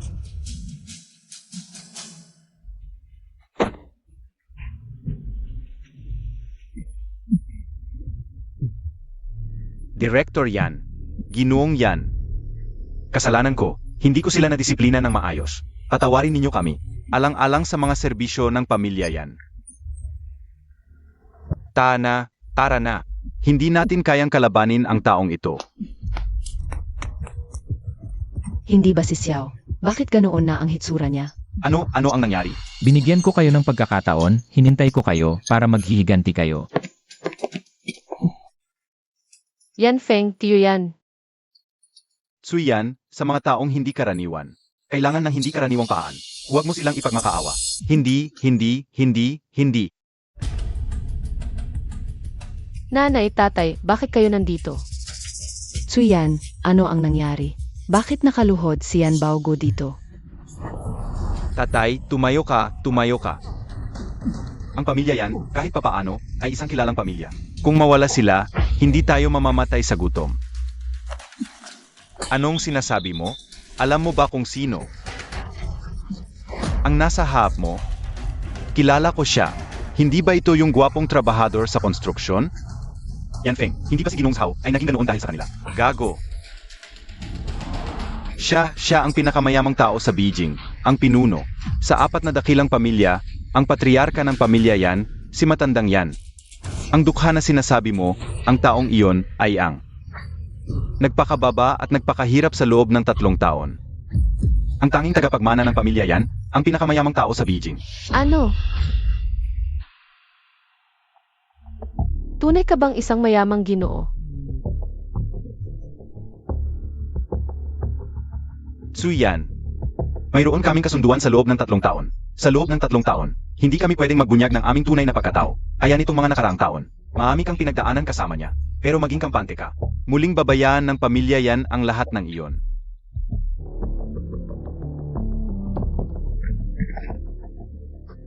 Totoo ba? Totoo ba ang lahat ng sinasabi mo?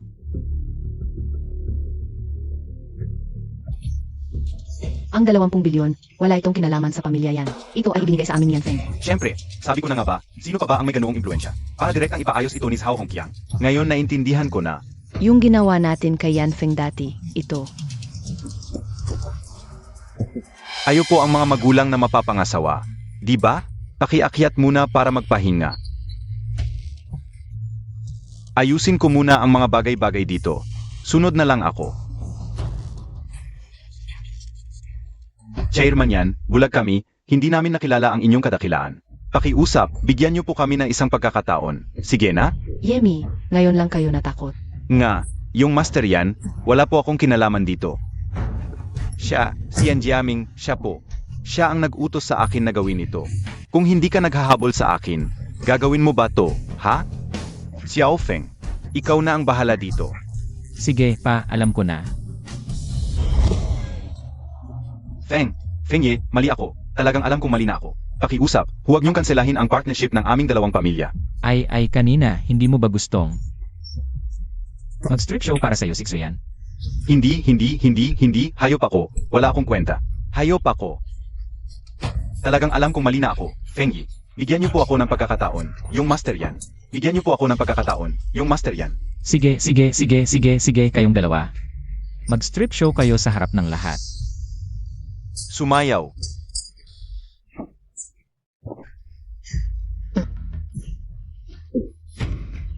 Hubarin.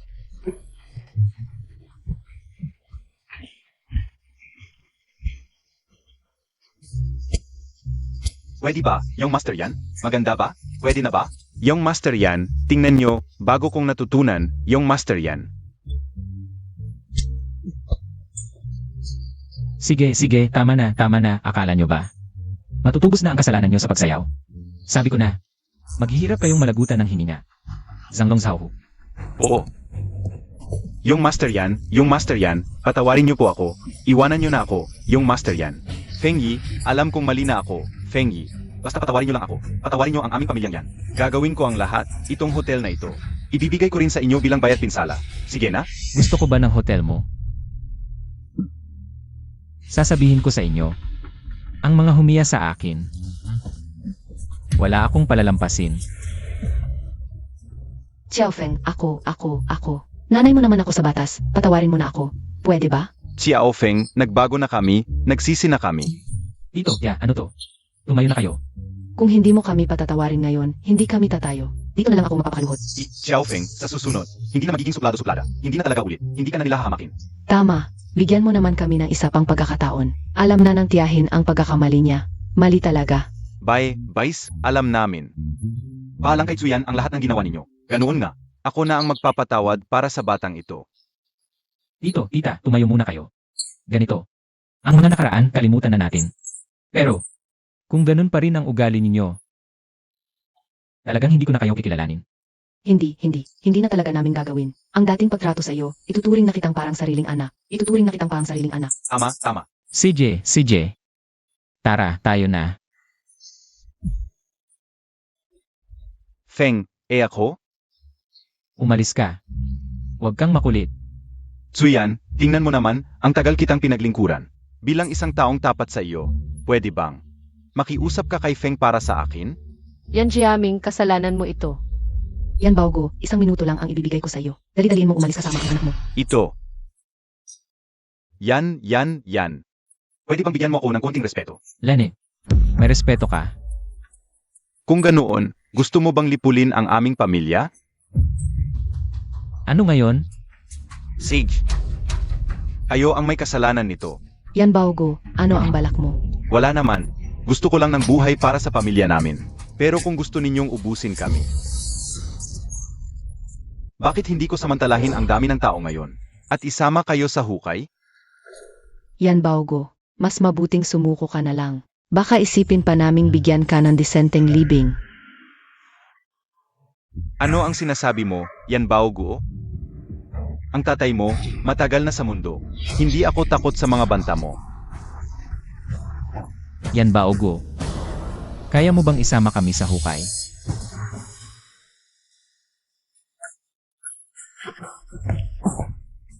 Itatay, ilan lang sila? Ikaw ang may kasalanan nito.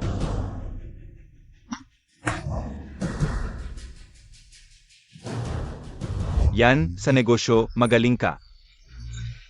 Alam mo sigurong mahirap labanan ang Maami.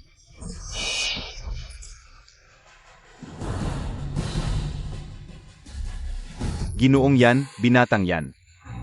Mas mainam na pagkasunduan ang makaaway kaysa patuloy na pag-awayan. Kung palalambingin mo lang ang pamilyang yan, pangako ko. Maglilingkod ako sa inyo habang buhay at ibibigay ng pamilyang yan kalahati ng aming ari-arian bilang bayad pinsala. Magandang plano ito.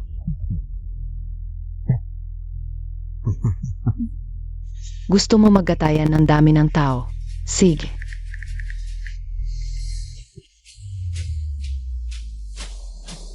Zhao Hongqiang, inutusan kitang pumunta kaagad dito sa Goming Hotel.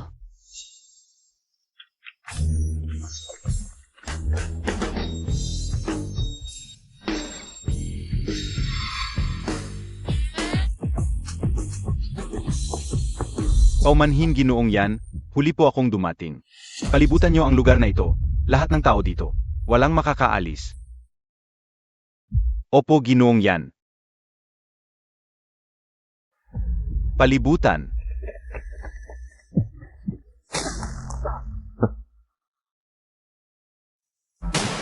Gusto mo magpatayan ng dami, di ba? Gusto mo pa? Yan Baogo, may daan patungo sa langit hindi ka dumaan. Walang pinto patungo sa impyerno, pero pinilit mong pumasok. Xiao Feng, Tsuyan. Sabihin nyo. Paano natin sila parurusahan? Ako. Susunod ako sa desisyon ni Yan Feng. CJ. Ang nangyari ngayon ay wala namang kinalaman sa inyo. Ayoko rin kayong buluhin. Kung matalino kayo, umalis na kayo agad. Mula ngayon, wala nang pamilyang yan sa Jiangsheng. Dalhin niyo itong dalawa. Palabasin dito. Master Feng. Alam ko nang nagkamali ako, Master Feng. Bigyan mo ako ng isa pang pagkakataon, Master Feng. Master Feng. Master Feng. Master Feng. Alam ko nang nagkamali ako. Bayaw. Umupo tayo at pag-usapan natin ang tungkol sa ating 2 anak. Naman, tama ka bayaw. Pumili tayo ng angkop na araw. Imbitahin din natin ang asawa mo, at magsalo-salo tayo ang 2 pamilya. Maghanap tayo ng magandang araw para sa mga bata, at ayusin na natin ang kasal, okay? Naman. Xiao Feng, Tsuyan. May sasabihin ba kayong dalawa?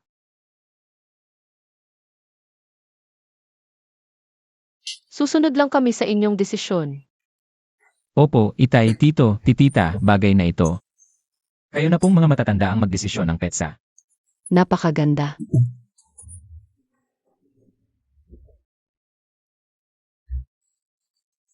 Ang ibig kong sabihin, napakabuti ng relasyon ng 2 bata. Naman, tama ka. Xiao Zhao, sabihin mo sa bahay nyo na maghanda ng masasarap na pagkain at inumin. Gusto kong makipag-inuman hanggang sa malasing tayo ng bayaw ko. Okay? Tara, na. Halika dito. Kailangan nating magsaya at mag-inom hanggang mawala ang lahat ng problema ngayong araw. Sabihin ko nga sa'yo, ikaw itong matapang na lalaki. Bakit mas mahiyain ka pa kaysa sa babae? Anong alam mo dyan? Hindi ito pagkahiya, okay? Ito ang pagiging mahinhin ng isang tunay na lalaki. Kuwang na pagiging mahinhin yan. Bakit hindi ka nagsabi ng totoo kanina? Aba, gusto mo na ba ako? Parang ganoon na nga. Grabe, para lang itong isang panaginip. Mula nang nangyari ang insidente 2 taon na ang nakalipas. Panaginipan na kita palagi at ngayong narating na natin ang ganitong sitwasyon. Ito talaga ay itinadhana na ng kapalaran. Aba, okay lang pala. Sinasabi ko na nga ba, ikaw itong babae, bakit parang wala kang hinihinging anumang bagay? Ako pala ang gusto mo sa aking katawan. Kalokahan ka lang. Tingnan mo, tama nga ako, di ba? Namumula na yung mukha mo, oh. Tumigil ka na nga. Aray, nananakit ka pa pala.